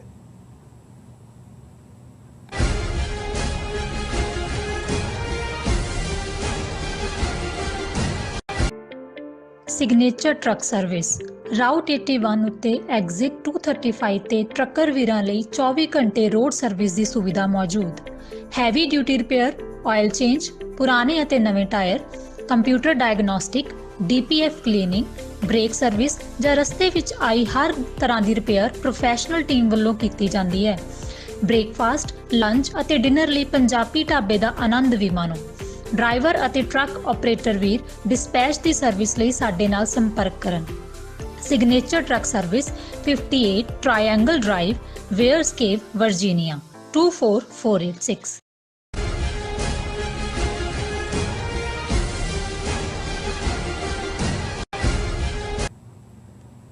ਵਿਊਅਰਸ, ਬ੍ਰੇਕ ਤੋਂ ਬਾਅਦ ਤੁਹਾਡਾ ਸਾਰਿਆਂ ਦਾ ਸਵਾਗਤ ਹੈ। ਡਾਕਟਰ ਸਾਹਿਬ, ਗੱਲਬਾਤ ਨੂੰ ਅੱਗੇ ਤੋਰਦੇ ਹਾਂ। ਜਿਵੇਂ ਅਸੀਂ ਪਿਛਲੇ ਸੈਗਮੈਂਟ ਦੇ ਵਿੱਚ ਵੀ ਗੱਲ ਕੀਤੀ ਸੀ, ਮੈਂ ਉੱਥੋਂ ਹੀ ਗੱਲ ਨੂੰ ਅੱਗੇ ਤੋਰਨਾ ਚਾਹੂੰਗਾ। ਸਾਊਥ ਏਸ਼ੀਅਨ ਕੰਟੈਕਸਟ ਦੇ ਵਿੱਚ ਕਾਫੀ ਜਿਹੜੀਆਂ ਚੇਂਜਸ ਨੇ ਉਹ ਆ ਰਹੀਆਂ ਨੇ। ਅਮਰੀਕਾ ਅਫਗਾਨਿਸਤਾਨ ਦੇ ਵਿੱਚੋਂ ਨਿਕਲ ਰਿਹਾ, ਨਾਲ ਹੀ ਨਾਲ ਉੱਥੇ ਹੁਣ ਤਾਲਿਬਾਨ ਦੀ ਕਿਸ ਲੈਵਲ ਦੀ ਪਹੁੰਚ ਹੈਗੀ ਹੈ ਜਾਂ ਆਉਣ ਵਾਲੇ ਸਮੇਂ ਦੇ ਵਿੱਚ ਕੀ ਡਿਵੈਲਪਮੈਂਟਸ ਹੋਣੀਆਂ ਨੇ, ਇਹਦੇ ਤੇ ਸਾਰਿਆਂ ਦੀਆਂ ਨਿਗਾਹਾਂ ਜਿਹੜੀਆਂ ਨੇ ਉਹ ਟਿਕੀਆਂ ਹੋਈਆਂ ਨੇ। ਪਰ ਜੇ ਜਿਵੇਂ ਅਸੀਂ ਪਿਛਲੇ ਸੈਗਮੈਂਟ 'ਚ ਗੱਲ ਕੀਤੀ ਹੈ ਵੀ ਜਿਹੜਾ ਹਿਊਮਨ ਰਾਈਟਸ ਦਾ ਇਸ਼ੂ ਹੈ ਉਹਦੇ ਤੇ ਫੋਕਸ ਕਿਉਂ ਨਹੀਂ ਹੁੰਦਾ, ਜਾਂ ਹਕੂਮਤ ਭਾਰਤ ਦੀ ਖਾਸ ਤੌਰ ਤੇ ਸਾਡੇ ਕੰਟੈਕਸਟ ਦੇ ਵਿੱਚ ਜੇ ਦੇਖਣਾ ਹੋਵੇ, ਜੋ ਭਾਰਤ ਦੀ ਹਕੂਮਤ ਇਸ ਵਕਤ ਕਰ ਰਹੀ ਹੈ ਭਾਰਤ ਦੇ ਅੰਦਰ ਵੀ ਤੇ ਬਾਹਰ ਵੀ ਹਿਊਮਨ ਰਾਈਟਸ ਦੀਆਂ ਵਾਇਲੇਸ਼ਨਸ, ਉਹਦੀ ਗੱਲ ਇੰਟਰਨੈਸ਼ਨਲ ਲੈਵਲ ਦੇ ਉੱਤੇ ਕਿਉਂ ਨਹੀਂ ਉੱਠਦੀ। ਸੋ ਇਹ ਡਿਵੈਲਪਮੈਂਟਸ ਨੇ ਉਹ ਪ੍ਰਭਾਵਿਤ ਕਰਦੀਆਂ ਨੇ, ਮੈਂ ਸਮਝਦਾ ਕਿਤੇ ਨਾ ਕਿਤੇ ਵੀ ਭਾਰਤ ਤੋਂ ਜਿਹੜਾ ਆ ਭਾਰਤ ਨੂੰ ਵਰਤਣਾ ਕਿਵੇਂ ਆ ਜਾਂ ਭਾਰਤ ਦੀ ਮੰਡੀ ਮਾਰਕੀਟ ਕੀ ਹੈਗੀ ਆ ਉਹਦੇ ਤੇ ਫੋਕਸ ਜ਼ਿਆਦਾ ਹੁੰਦਾ ਤੇ ਜਿਹੜੇ ਬਾਕੀ ਇਸ਼ੂਜ਼ ਨੇ ਉਹ ਪਿੱਛੇ ਰਹਿ ਜਾਂਦੇ ਨੇ, ਮਨੁੱਖੀ ਅਧਿਕਾਰਾਂ ਦੇ ਹੋਣ ਜਾਂ ਅਦਰਵਾਈਜ਼। ਸੋ ਜਿਹੜੀਆਂ ਇਹ ਅਫਗਾਨਿਸਤਾਨ ਦੇ ਵਿੱਚ ਡਿਵੈਲਪਮੈਂਟਸ ਹੋ ਰਹੀਆਂ ਨੇ, ਚਾਈਨਾ ਨੂੰ ਮੁੱਖ ਰੱਖਦਿਆਂ ਹੋਇਆਂ ਅਮਰੀਕਾ ਦੀ ਕਿਸ ਲੈਵਲ ਦੀ ਰਿਲੇਸ਼ਨਸ਼ਿਪ ਇਸ ਵਕਤ ਹੈਗੀ ਹੈ, ਚੀਨ ਦੇ ਨਾਲ ਆਮੋ ਸਾਹਮਣੇ ਵੀ ਖਲੋਤੇ ਆ ਤੇ ਉਹਦੇ ਵਿੱਚ ਭਾਰਤ ਦਾ ਰੋਲ ਕੀ ਹੈ, ਅਫਗਾਨਿਸਤਾਨ ਦੀਆਂ ਡਿਵੈਲਪਮੈਂਟਸ ਕਿਵੇਂ ਪ੍ਰਭਾਵਿਤ ਇਸ ਵਕਤ ਕਰ ਰਹੀਆਂ ਨੇ ਤੇ ਕੀ ਜਿਹੜਾ ਇਹ ਸਿਲਸਿਲਾ ਹੈ ਉਹ ਰੁਕੂਗਾ ਕਿੱਥੇ ਜਾ ਕੇ। ਦੇਖੋ, ਅੱਜ ਕੱਲ ਜੋ ਕੁਝ ਅਫਗਾਨਿਸਤਾਨ 'ਚ ਚੱਲ ਰਿਹਾ ਹੈ, ਵੈਸੇ ਜੇ ਕਹਿਣਾ ਹੋਏ ਕਿ ਸਾਰੇ ਹੀ ਸਾਊਥ ਏਸ਼ੀਅਨ ਖਿੱਤੇ 'ਚ ਚੱਲ ਰਿਹਾ ਹੈ, ਉਹ ਕੁਆਡ ਹੋਏ, ਜਿਹੜਾ ਕਿ ਖਾਸ ਤੌਰ ਤੇ ਅਮਰੀਕਾ ਦੇ ਇਨੀਸ਼ੀਏਟਿਵ ਦੇ ਉੱਤੇ ਭਾਰਤ ਔਰ ਆਸਟ੍ਰੇਲੀਆ ਔਰ ਜਾਪਾਨ ਇਹਨਾਂ ਦਾ ਗਰੁੱਪ ਬਣਿਆ। ਔਰ ਦਿਲਚਸਪ ਗੱਲ ਇਹ ਹੈ ਕਿ ਜਸਟ 3-4 ਦਿਨ ਪਹਿਲਾਂ ਇੱਕ ਮਿੰਨੀ ਕੁਆਡ ਵੀ ਹੋਣ ਚਾਹੁੰਦਾ ਹੈ, ਜਿਹਦਾ ਜ਼ਿਕਰ ਭਾਰਤੀ ਮੀਡੀਆ 'ਚੋਂ ਗਾਇਬ ਹੈ। ਔਰ ਉਹ ਮਿੰਨੀ ਕੁਆਡ ਹੈ ਅਮਰੀਕਾ, ਪਾਕਿਸਤਾਨ, ਅਫਗਾਨਿਸਤਾਨ ਤੇ ਉਜ਼ਬੇਕਿਸਤਾਨ। ਹੁਣ ਜਿਹੜੀ ਗੱਲ ਉਹਨਾਂ ਨੂੰ ਤਕਲੀਫ ਵੀ ਦੇ ਰਹੀ ਹੈ ਕਿ ਇੰਡੀਆ ਨੇ ਤਾਂ ਇੰਨਾ ਸੌਦਾ ਅਮਰੀਕਾ ਦਾ ਖਰੀਦਿਆ, ਬਿਲੀਅਨਸ ਆਫ ਡਾਲਰਸ ਦੇ ਵੈਪਨ ਵੀ, ਔਰ ਅਗੇਂਸਟ ਚਾਈਨਾ ਆਪਣਾ ਮੋਢਾ ਵੀ ਦਿੱਤਾ। ਕੁਆਡ ਵਰਗਾ ਜਿਹਨੂੰ ਰਸ਼ੀਆ ਨੇ ਸਬ ਕੰਟੀਨੈਂਟ ਦਾ ਨੈਟੋ ਕਿਹਾ ਕਿ ਵੀ ਐਸਾ ਕੀ ਹੈ ਵੀ ਹੁਣ ਜਿਹੜਾ ਕੁਆਡ ਬਣਦਾ ਅਫਗਾਨਿਸਤਾਨ 'ਚ, ਭਾਰਤ ਜਿਹੜਾ ਆਪਣਾ ਸਭ ਕੁਝ ਐਟ ਸਟੇਕ ਸਮਝਦਾ ਹੈ ਕਿ ਵੀ ਉੱਥੇ ਆ ਕੇ ਅਮਰੀਕਾ ਨੇ ਪਾਕਿਸਤਾਨ ਦੇ ਨਾਲ ਔਰ ਪਾਕਿਸਤਾਨ, ਅਫਗਾਨਿਸਤਾਨ, ਅਮਰੀਕਾ ਔਰ ਉਜ਼ਬੇਕਿਸਤਾਨ ਇਹ ਕੁਆਡ ਬਣ ਜਾਂਦਾ। ਇਨ ਪ੍ਰਿੰਸੀਪਲ ਇਹ ਗੱਲ ਸਹਿਮਤ ਹੋ ਗਏ।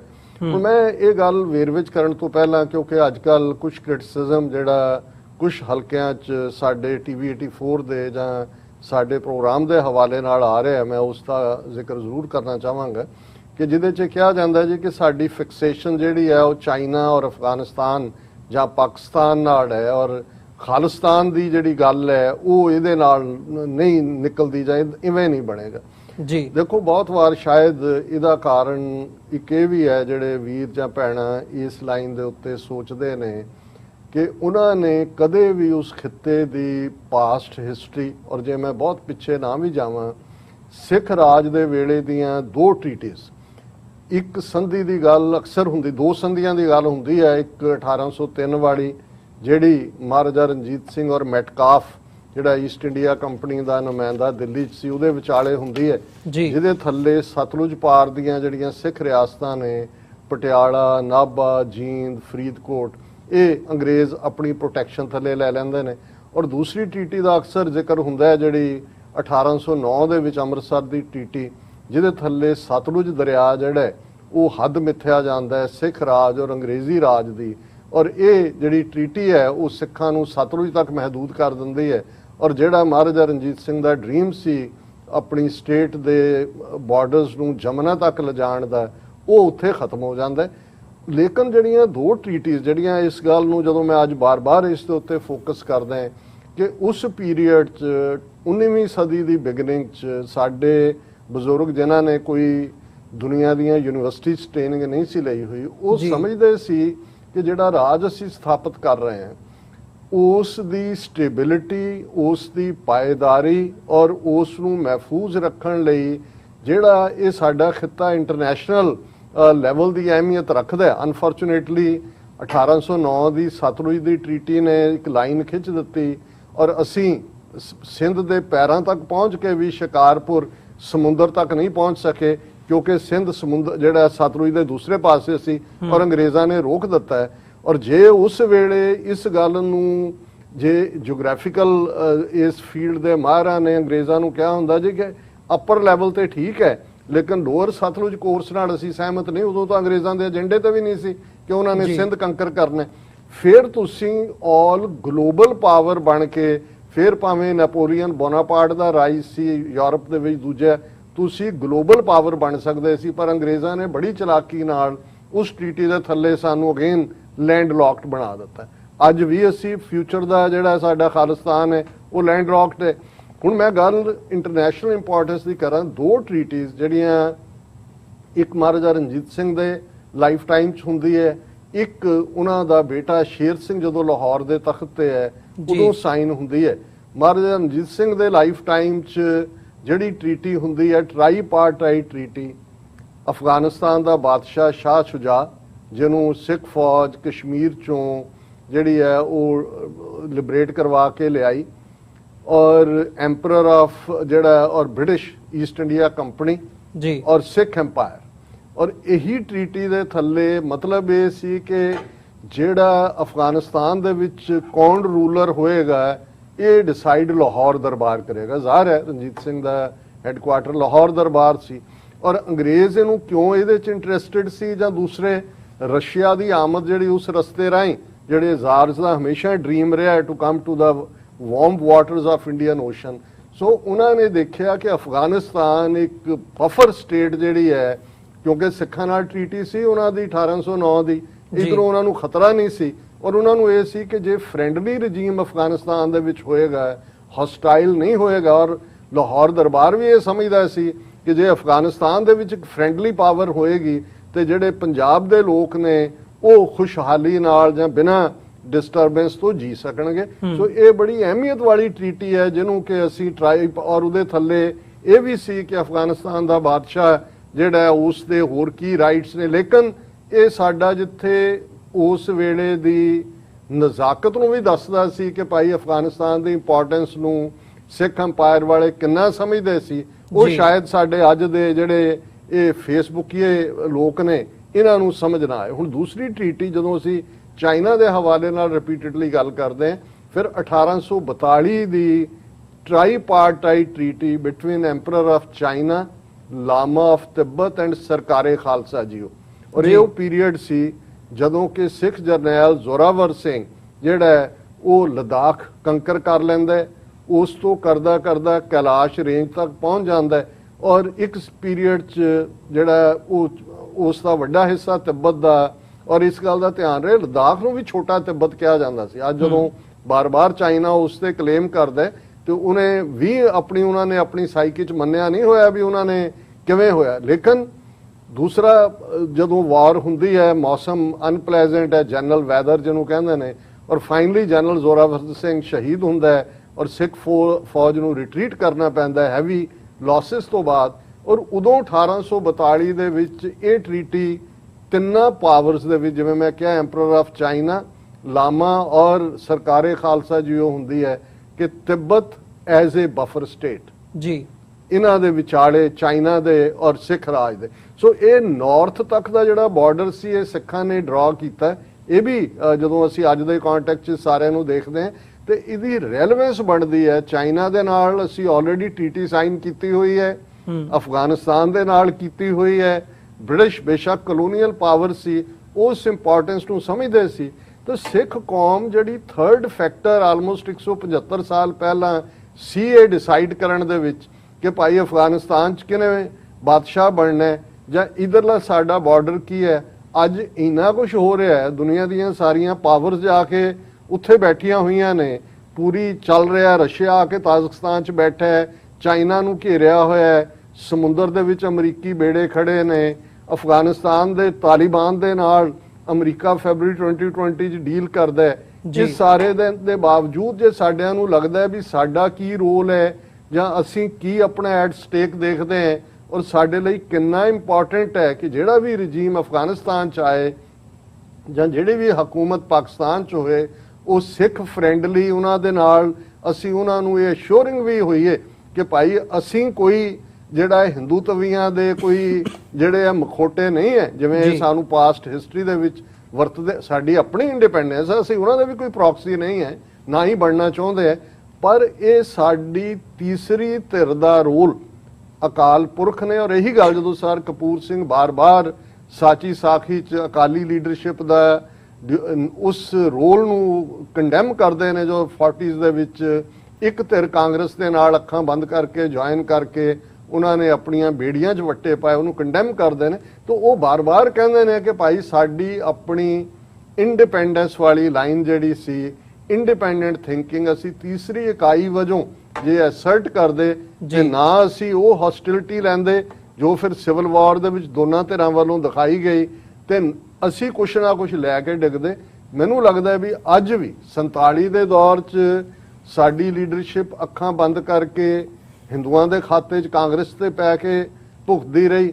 ਔਰ ਅੱਜ ਜਿਹੜਾ ਇੱਕ ਤਬਕਾ, ਕਿਉਂਕਿ ਇਹਨੂੰ ਜੇ ਤੁਸੀਂ RSS ਪ੍ਰਮੋਟਡ ਚੈਨਲਸ ਦੇਖੋ ਔਰ ਉਹਨਾਂ ਦੇ ਵਿੱਚ ਉਹਨਾਂ ਨੇ ਪੱਗਾਂ ਵਾਲੇ ਵੀ ਲਿਆ ਕੇ ਬਿਠਾਏ ਹੋਏ ਨੇ, ਪੋਲੀਟੀਕਲ ਪਾਰਟੀਆਂ 'ਚ ਵੀ ਉਹ ਲੋਕ ਨੇ ਜਿਹੜੇ ਲਗਾਤਾਰਤਾ ਨਾਲ ਪਾਕਿਸਤਾਨ ਦੇ ਖਿਲਾਫ ਔਰ ਦੂਸਰੇ ਭੁਗਤਾਏ ਜਾ ਰਹੇ ਨੇ। ਹੁਣ ਈਵਨ ਤੁਸੀਂ ਦੁਸ਼ਮਣ ਦਾ ਦੇਖੋ, ਆ ਨਵਜੋਤ ਸਿੱਧੂ ਔਰ ਅਮਰਿੰਦਰ ਇਹ ਮਿਲਦੇ ਨੇ ਔਰ ਦੂਜੇ ਤੁਸੀਂ ਉਸ ਦੀ ਸਟੇਟਮੈਂਟ ਫਾਈਨਲ 'ਚ ਦੇਖੋ ਕਿ ਜੀ ਅਸੀਂ ਪੰਜਾਬ ਇਕੱਠਾ, ਉੱਥੇ ਅਫਗਾਨਿਸਤਾਨ 'ਚ ਇਹ ਹੋ ਗਿਆ, ਫਲਾਣਾ ਹੋ ਗਿਆ, ਪੰਜਾਬ। ਹੁਣ ਅੱਜ ਵੀ ਉਹ ਤਾਂ ਅਜੀਤ ਡੋਵਲ ਦੀ ਬੋਲੀ ਜਿਹੜੀ ਹੈ ਉਹ ਇੱਕ ਦੂਜੇ ਨਾਲ ਲੜਦੇ ਵੀ ਬੋਲ ਰਹੇ ਨੇ ਕਿ ਭਾਈ, ਕਿਉਂਕਿ ਦੱਸ ਰਹੇ ਆ ਵੀ ਉਹ ਕਿਵੇਂ ਸਿੱਖਾਂ ਨੂੰ ਵਰਤਣਾ ਚਾਹੁੰਦੇ ਨੇ। ਔਰ ਜਦੋਂ ਅਸੀਂ ਰਿਪੀਟਡਲੀ ਪਾਕਿਸਤਾਨ ਦੇ ਨਾਲ ਜਾਂ ਅਫਗਾਨਿਸਤਾਨ ਦੇ ਫਿਊਚਰ ਦੀ ਗੱਲ ਕਰਦੇ ਹਾਂ, ਜਿਹੜਾ ਆਪਣਾ ਫੋਕਸ ਰੱਖਦੇ ਹਾਂ, ਤੇ ਅਸੀਂ ਇਸ ਵਾਰ ਇਹਨਾਂ ਹਿੰਦੂ ਤਵੀਆਂ ਦੀ ਤਲਵਾਰ ਬਣਨ ਤੋਂ ਇਨਕਾਰੀ ਹਾਂ। ਅਸੀਂ ਕਿਸੇ ਹੋਰ ਦੀ ਪ੍ਰੌਕਸੀ ਵੀ ਨਹੀਂ ਹੈ, ਅਸੀਂ ਕੋਈ ਪਾਕਿਸਤਾਨ ਜਾਂ ਅਫਗਾਨਿਸਤਾਨ ਜਾਂ for that reason even America ਕਿਸੇ ਦੀ ਪ੍ਰੌਕਸੀ ਨਹੀਂ ਬਣਨਾ ਚਾਹੁੰਦੇ। ਸਾਡੀ ਆਪਣੀ ਹੋਂਦ ਹੈ, ਖਾਲਿਸਤਾਨ ਦੀ ਕਾਇਮੀ ਇਹਨਾਂ ਦੀ ਸਿਵਲਾਈਜੇਸ਼ਨ ਲਈ ਵੀ ਇੰਪੋਰਟੈਂਟ ਹੈ ਜੀ, ਦੂਸਰੇ ਪਾਸੇ ਵੀ ਜਮਨਾ ਪਾਰ ਵਾਲਿਆਂ ਲਈ ਵੀ, ਕਿਉਂਕਿ ਉਹੀ ਬਫਰ ਸਟੇਟ ਦਾ ਕਨਸੈਪਟ ਜਦੋਂ ਸਰ ਸਿਮਰਨਜੀਤ ਸਿੰਘ ਮਾਨ 3 ਨਿਊਕਲੀਅਰ ਸਟੇਟਸ, ਉਹ ਚਾਈਨਾ ਦੀ ਹਮੇਸ਼ਾ ਗੱਲ ਕਰਨਗੇ ਕਿਉਂਕਿ ਚਾਈਨਾ ਨਿਊਕਲੀਅਰ ਵੀ ਹੈ।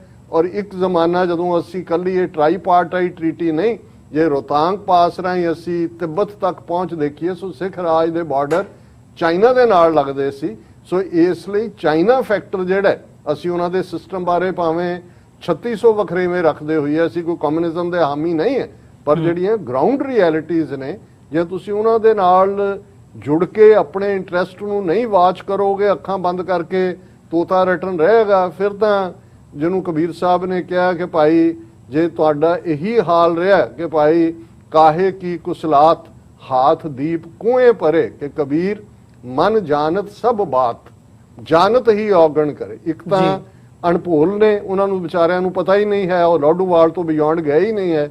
ਇੱਕ ਬੇਈਮਾਨ ਤਬਕਾ ਜਿਹੜਾ ਸਰਕਾਰੀ ਇੰਟਰਸਟ ਦੇ ਵਿੱਚ ਅਮਰਿੰਦਰ ਕਲਾਸ ਔਰ ਦੂਸਰੇ ਲੱਗੇ ਹੋਏ ਨੇ, ਇਹਨਾਂ ਨੂੰ ਸਭ ਪਤਾ ਹੈ ਵੀ ਸਾਡਾ ਇੰਟਰਸਟ ਕੀ ਹੈ। ਪਰ ਇਹ ਦੁਸ਼ਮਣ ਨੂੰ ਖੁਸ਼ ਕਰਨ ਦੇ ਲਈ ਜਿਹੜਾ ਉਹ ਪਾਕਿਸਤਾਨ ਦੇ ਖਿਲਾਫ, ਮੁਸਲਮਾਨਾਂ ਦੇ ਖਿਲਾਫ, ਜਿਹਦੇ ਮਰਜ਼ੀ ਖਿਲਾਫ ਉਹਨਾਂ ਨੂੰ ਬੁਲਵਾ ਲਓ, ਐਜ਼ ਲੌਂਗ ਐਜ਼ ਉਹਨਾਂ ਦੀ ਕੁਰਸੀ ਮਹਿਫੂਜ਼ ਹੈ। ਸੋ ਸਾਨੂੰ ਇਹਨਾਂ ਤੋਂ ਚੁਕੰਨੇ ਹੋਣ ਦੀ ਲੋੜ ਹੈ।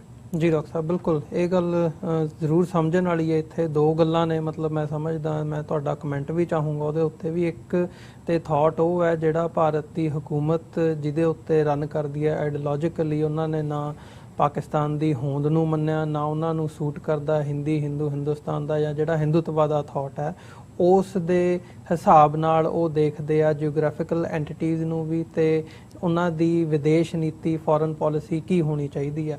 ਅਸੀਂ ਕਿਤੇ ਨਾ ਕਿਤੇ ਇਸ ਪਾਰਟ ਦੇ ਵਿੱਚ ਨਾਕਾਮ ਹੁੰਨੇ ਆ, ਪੰਜਾਬ ਦੇ ਲੋਕ ਵੀ ਤੇ ਪੰਜਾਬ ਦੇ ਆਗੂ ਵੀ। ਸਾਨੂੰ ਨਹੀਂ ਇਹ ਗੱਲ ਸਮਝ ਆਉਂਦੀ ਕਿ ਪੰਜਾਬ ਦਾ ਹਿੱਤ ਕਿਸ ਦੇ ਵਿੱਚ ਹੈ। ਜੇ ਅਸੀਂ ਭਾਰਤ ਪੰਜਾਬ ਨੂੰ ਦਿੱਲੀ ਦੇ ਥਾਟ ਦੇ ਨਾਲ ਲਾ ਕੇ ਦੇਖੀਏ ਤੇ ਸਾਡਾ ਤਾਂ ਬਚਦਾ ਕੁਝ ਨਹੀਂ, ਤੇ ਜੇ ਅਸੀਂ ਇੰਡੀਪੈਂਡੈਂਟਲੀ ਸੋਚਦੇ ਹਾਂ, ਸਾਡੀ ਸੱਭਿਆਚਾਰ ਵੀ ਇੱਧਰ ਪਾਕਿਸਤਾਨੀ ਸਾਈਡ ਦੇ ਉੱਤੇ ਹੈਗੀ ਹੈ, ਸਾਡੀ ਬੋਲੀ ਦੀ ਸਾਂਝ ਹੈ। ਜੇ ਅਸੀਂ ਅੱਜ ਦੀ ਡੇਟ ਦੇ ਵਿੱਚ ਵੀ, ਜੇ ਫਿਊਚਰ ਦੀ ਨਾ ਗੱਲ ਕਰਨੀ ਹੋਵੇ, ਜੇ ਅੱਜ ਵੀ ਅਸੀਂ ਟ੍ਰੇਡ ਖੋਲ ਕੇ ਜਿਹੜੀ ਹੁਣ ਇਸ ਵਕਤ ਕਿਸਾਨੀ ਸੰਘਰਸ਼ ਚੱਲ ਰਿਹਾ ਉਹਦੀ ਅਸੀਂ ਦੇਖਦੇ ਹਾਂ, ਅਸੀਂ ਚੀਨ ਤੱਕ ਪਹੁੰਚ ਕਰ ਸਕਦੇ ਹਾਂ, ਉੱਥੇ ਕਣਕ ਦੇ ਭਾਅ ਕੀ ਨੇ। ਅਸੀਂ ਈਰਾਨ ਇਰਾਕ ਤੱਕ ਦੇਖਦੇ ਹਾਂ, ਉੱਥੇ ਜਿਹੜੀਆਂ ਫਸਲਾਂ ਨੇ, ਜਿਣਸਾਂ ਨੇ, ਉਹਨਾਂ ਦੇ ਭਾਅ ਕੀ ਨੇ। ਟਰਾਂਸਪੋਰਟੇਸ਼ਨ ਦੇ ਵਿੱਚ ਸਾਡਾ ਅਹਿਮ ਰੋਲ ਆ। ਟਰੱਕਰ ਵੀਰ ਜੇ ਇੱਥੇ ਆ ਕੇ ਅਮਰੀਕਾ ਕੈਨੇਡਾ 'ਚ ਤਰੱਕੀ ਕਰ ਸਕਦੇ ਆ, ਤੇ ਉੱਥੇ ਸਾਡੀ ਟਰੱਕਿੰਗ ਇੰਡਸਟਰੀ ਜਿਹੜੀ ਕਲਕੱਤੇ ਤੱਕ ਸੀ ਜਾਂ ਹੈ ਕਿਸੇ ਹੱਦ ਤੱਕ ਹੁਣ ਵੀ, ਉਹ ਅਫਗਾਨਿਸਤਾਨ, ਪਾਕਿਸਤਾਨ ਰਾਹੀਂ ਈਰਾਨ ਇਰਾਕ ਤੱਕ ਜਾਂ ਇੱਧਰ ਨਾਰਥ ਤੱਕ ਕਿਉਂ ਨਹੀਂ ਜਾ ਸਕਦੀ? ਤੇ ਪੰਜਾਬ ਦੀ ਫਸਲ, ਪੰਜਾਬ ਦੀ ਕਿਸਾਨੀ ਕਿਉਂ ਨਹੀਂ ਆਬਾਦ ਹੋ ਸਕਦੀ? ਰੈਦਰ ਦੈਨ ਅਸੀਂ ਇਹ ਸਵਾਲ ਪੁੱਛੀਏ, ਅਸੀਂ ਉਹਨਾਂ ਦੇ ਢਹੇ ਤੇ ਚੜੇ ਹੋਏ ਹਾਂ। ਅਮਰਵੀਰ ਸਿੰਘ ਜੀ, ਮੈਂ ਸਮਝਦਾ ਹਾਂ ਵੀ ਤੁਸੀਂ ਜਿਸ ਨੂੰ ਕਹਿੰਦੇ ਨੇ ਕਿ $1 ਮਿਲੀਅਨ ਕਾਮੈਂਟ ਹੈ ਤੁਹਾਡਾ, ਕਿਉਂਕਿ ਦੇਖੋ ਜਿਹੜੀ ਜ਼ਮੀਨੀ ਹਕੀਕਤ ਹੈ ਉਸ ਤੋਂ ਕਦੇ ਇਨਕਾਰੀ ਨਹੀਂ ਹੋਣਾ ਚਾਹੀਦਾ। ਜੇ ਅਸੀਂ ਸਿਰਫ ਇੱਕ ਆਈਡੀਅਲਿਜ਼ਮ ਦੇ ਤੇ ਬੇਸਡ ਰਵਾਂਗੇ ਤਾਂ ਠੀਕ ਹੈ, ਆਈਡੀਅਲ ਦਿਮਾਗਾਂ 'ਚ ਹੀ ਰਹਿੰਦੇ ਨੇ। ਗਰਾਊਂਡ ਰਿਐਲਿਟੀ ਕੀ ਹੈ? ਖਾਲਿਸਤਾਨ ਦਰਿਆਏ ਜਮਨਾ ਤੋਂ ਵਾਘਾ ਤੱਕ ਜਿਹੜਾ ਅਸੀਂ ਲੈਂਡ ਲੌਕਡ ਕੰਟਰੀ ਹਾਂ। ਇੱਕ ਪਾਸੇ ਸਾਡੇ ਹਿੰਦੂਤਵੀ ਜਿਹੜੀ ਸੋਚ, ਗੰਗਾ ਜਮਨਾ ਜਿਹੜੀ ਹੈ ਤਹਿਜ਼ੀਬ, ਔਰ ਦੂਸਰੇ ਪਾਸੇ ਅਸੀਂ ਦੇਖਦੇ ਹਾਂ ਵਾਘਾ ਤੋਂ ਪਾਰ ਪਾਕਿਸਤਾਨ, ਇਸਲਾਮਿਕ। ਹੁਣ ਇਹਦੇ 'ਚ ਕੋਈ ਸ਼ੱਕ ਨਹੀਂ ਹੈ ਕਿ ਅਸੀਂ ਕਿਸੇ ਮੁਲਕ ਦੀ ਨਾ ਪ੍ਰੌਕਸੀ ਹਾਂ, ਨਾ ਅਸੀਂ ਬਣਾਂਗੇ। ਲੇਕਿਨ ਸਾਡੇ ਹਿੱਤ ਕਿੱਥੇ ਨੇ? ਸਾਡਾ ਹੈਰੀਟੇਜ, ਤੁਸੀਂ ਪਹਿਲੀ ਗੱਲ ਕੀਮਤੀ ਇਹ ਕੀਤੀ, ਸਾਡਾ ਮੱਕਾ ਮਦੀਨਾ, 170 ਤੋਂ ਜ਼ਿਆਦਾ ਸਾਡੇ ਇਤਿਹਾਸਕ ਗੁਰਦੁਆਰੇ, ਔਰ ਉਹ ਜਿਹੜਾ ਸਾਡੀ ਹੈਰੀਟੇਜ ਨੂੰ ਅਸੀਂ ਵਿਰਸਾ ਕਹਿੰਦੇ ਹਾਂ, ਲੈਗੇਸੀ, ਉਹ ਪਾਕਿਸਤਾਨ ਦੇ ਵਿੱਚ। ਸਾਂਝਾਂ ਦੀ ਗੱਲ ਕਰੀਏ ਤੇ ਜੰਗ ਹਿੰਦ ਪੰਜਾਬ ਦਾ ਹੋਣ ਲੱਗਾ ਜਦੋਂ ਸ਼ਾਹ ਮੁਹੰਮਦ ਕਹਿੰਦਾ ਹੈ ਇਹ ਗੰਗਾ ਜਮਨਾ ਕਲਚਰ, ਇਹ ਹਿੰਦ ਸੀ, ਹਿੰਦੁਸਤਾਨ ਇਹੀ ਸੀ। ਸਾਡੀ ਤਹਿਜ਼ੀਬ, ਬੋਲੀ ਲੋਕਾਂ ਦੇ ਨਾਲ ਔਰ ਸਦੀਆਂ ਤੋਂ ਜੇ ਸਾਡਾ ਉਹ ਸਾਰਾ ਪਾਰਟ ਦੇਖੀਏ ਤੇ ਉਹ ਸਾਡਾ ਲਹਿੰਦੇ ਪੰਜਾਬ ਦੇ ਨਾਲ ਜਾ ਕੇ ਜੁੜਦਾ ਹੈ। ਇਹ ਤਾਂ ਹੈ ਜਿਹੜੀ ਸੱਭਿਆਚਾਰਕ ਸਾਂਝ ਹੈ। ਜਿਵੇਂ ਯੂਰਪ ਦੇ ਅੱਡ-ਅੱਡ ਮੁਲਕਾਂ 'ਚ ਬੋਲੀਆਂ ਉਹਨਾਂ ਦੀਆਂ ਅੱਡ-ਅੱਡ ਨੇ, ਇਹਦੇ ਬਾਵਜੂਦ ਉਹ ਵਾਈਟ ਰੇਸ ਨਾਲ ਜੁੜਦੇ ਨੇ। ਸਾਡੇ ਤਾਂ ਬਹੁਤ ਸਾਰੀਆਂ ਨੇ, ਉਹ ਜਿਹੜੀ ਸਾਡੀ ਗੰਗਾ ਜਮਨਾ ਨਾਲ ਕੁਝ ਨਹੀਂ ਜੁੜਦਾ ਹੈ।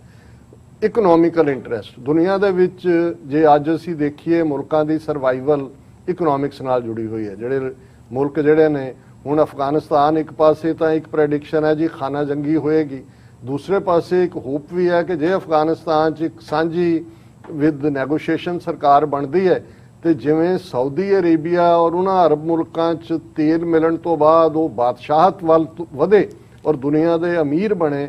ਅਫਗਾਨਿਸਤਾਨ 'ਚ ਲਿਥੀਅਮ ਜਿਹੜਾ ਬੈਟਰੀ ਚਾਰਜਿੰਗ ਲਈ ਵਰਤਿਆ ਜਾਂਦਾ, ਦੂਜਾ ਉਹਦੇ ਬਹੁਤ ਜ਼ਿਆਦਾ ਜ਼ਖੀਰੇ ਖਜ਼ਾਨੇ ਨੇ।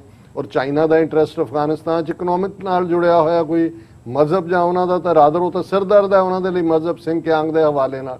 ਲੇਕਿਨ ਜੇ ਉਹਦੇ ਬਾਵਜੂਦ ਕਿ ਉਹਨਾਂ ਦੇ ਨਾਲ ਕੀ ਹੋ ਰਿਹਾ ਹੈ, ਗਵਾਦਰ ਦੇ ਵਿੱਚ ਇੰਡੀਅਨ ਏਜੰਸੀਆਂ ਨੇ ਕੀ ਕੀਤਾ ਜਾਂ ਕੀ ਕਰਦੇ ਨੇ, ਜਾਂ ਪਿਛਲੇ ਦਿਨਾਂ ਦੇ ਵਿੱਚ ਦਾਸੂ ਬੰਦ ਦੇ ਉੱਤੇ ਕਿਵੇਂ ਉਹਨਾਂ ਦੇ ਉਹ ਕਿਉਂ ਨੇ? ਕਿਉਂਕਿ ਇਕਨੋਮਿਕਲ ਇੰਟਰਸਟ ਜੁੜੇ ਹੋਏ ਨੇ ਕਿ ਭਾਈ ਅਫਗਾਨਿਸਤਾਨ ਜਿਹੜਾ ਹੈ ਇਹ ਜੇ ਉੱਥੇ ਇੱਕ ਸਟੇਬਿਲਿਟੀ ਦਾ ਦੌਰ ਆ ਜਾਂਦਾ ਹੈ, ਉਹ ਰਿਚੈਸਟ ਕੰਟਰੀ ਜਿਵੇਂ ਸਾਊਦੀ ਅਰੇਬੀਆ ਨੂੰ ਵੀ, ਕਿਉਂਕਿ ਇਹ ਜਦੋਂ ਲਿਥੀਅਮ ਔਰ ਅਸੀਂ ਇਸ ਮੈਟਲ ਦੀ ਗੱਲ ਕਰਦੇ ਹਾਂ ਤੇ ਇਹ ਆਉਣ ਵਾਲੀ ਦੌਲਤ ਹੈ ਆਉਣ ਵਾਲੇ ਪੀਰੀਅਡ ਦੀ।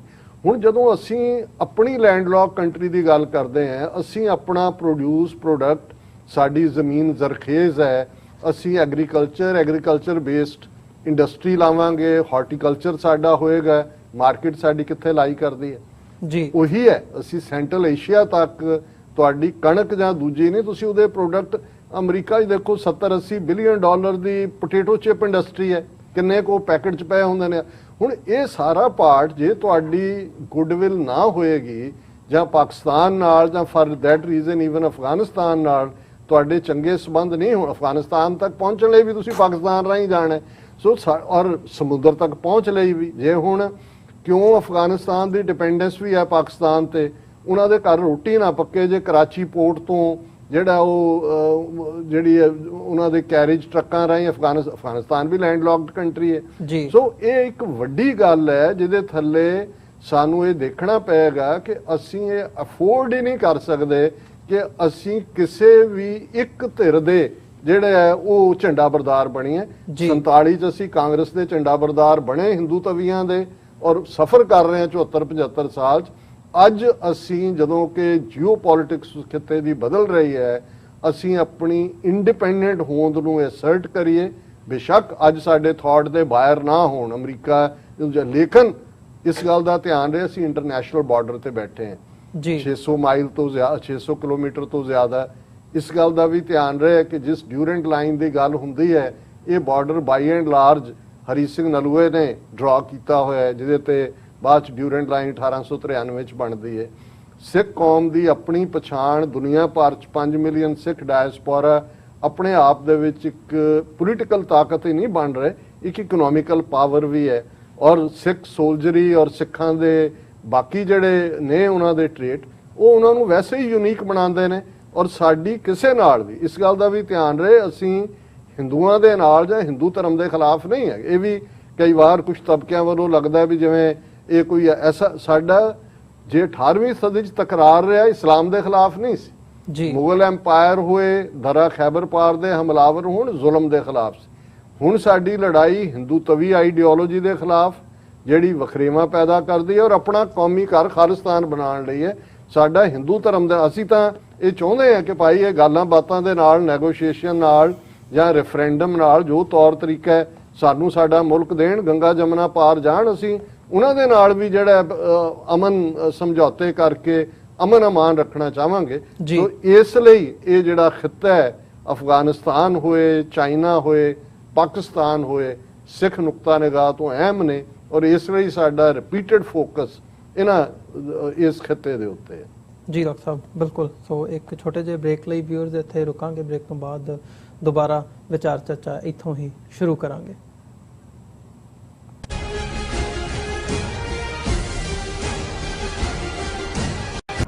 ਵਾਹਿਗੁਰੂ ਜੀ ਕਾ ਖਾਲਸਾ, ਵਾਹਿਗੁਰੂ ਜੀ ਕੀ ਫਤਿਹ। ਮੇਰੇ ਸਾਰੇ ਸੰਸਾਰ ਭਰ ਦੇ ਪੰਜਾਬੀਆਂ ਤੇ ਸਿੱਖ ਭਾਈਚਾਰੇ ਨੂੰ ਬੇਨਤੀ ਹੈ, ਤੁਸੀਂ ਜਲਦੀ ਅੱਜ ਹੀ ਆਪਣੇ ਪੰਜਾਬ ਦੇ ਲਈ the non-governmental Punjab independence referendum ਦੀਆਂ ਵੋਟਾਂ ਰਜਿਸਟਰ ਕਰਵਾਓ। 15 ਅਗਸਤ 2021 15 ਅਗਸਤ 2021 ਨੂੰ ਇਹ ਵੋਟਾਂ ਇੰਗਲੈਂਡ ਤੋਂ ਸਟਾਰਟ ਹੋਣਗੀਆਂ। ਪਹਿਲੀ ਪੋਲਿੰਗ ਸੈਂਟਰ, ਪਹਿਲੀ ਵੋਟ ਇੰਗਲੈਂਡ ਤੋਂ ਹੋਗੀ।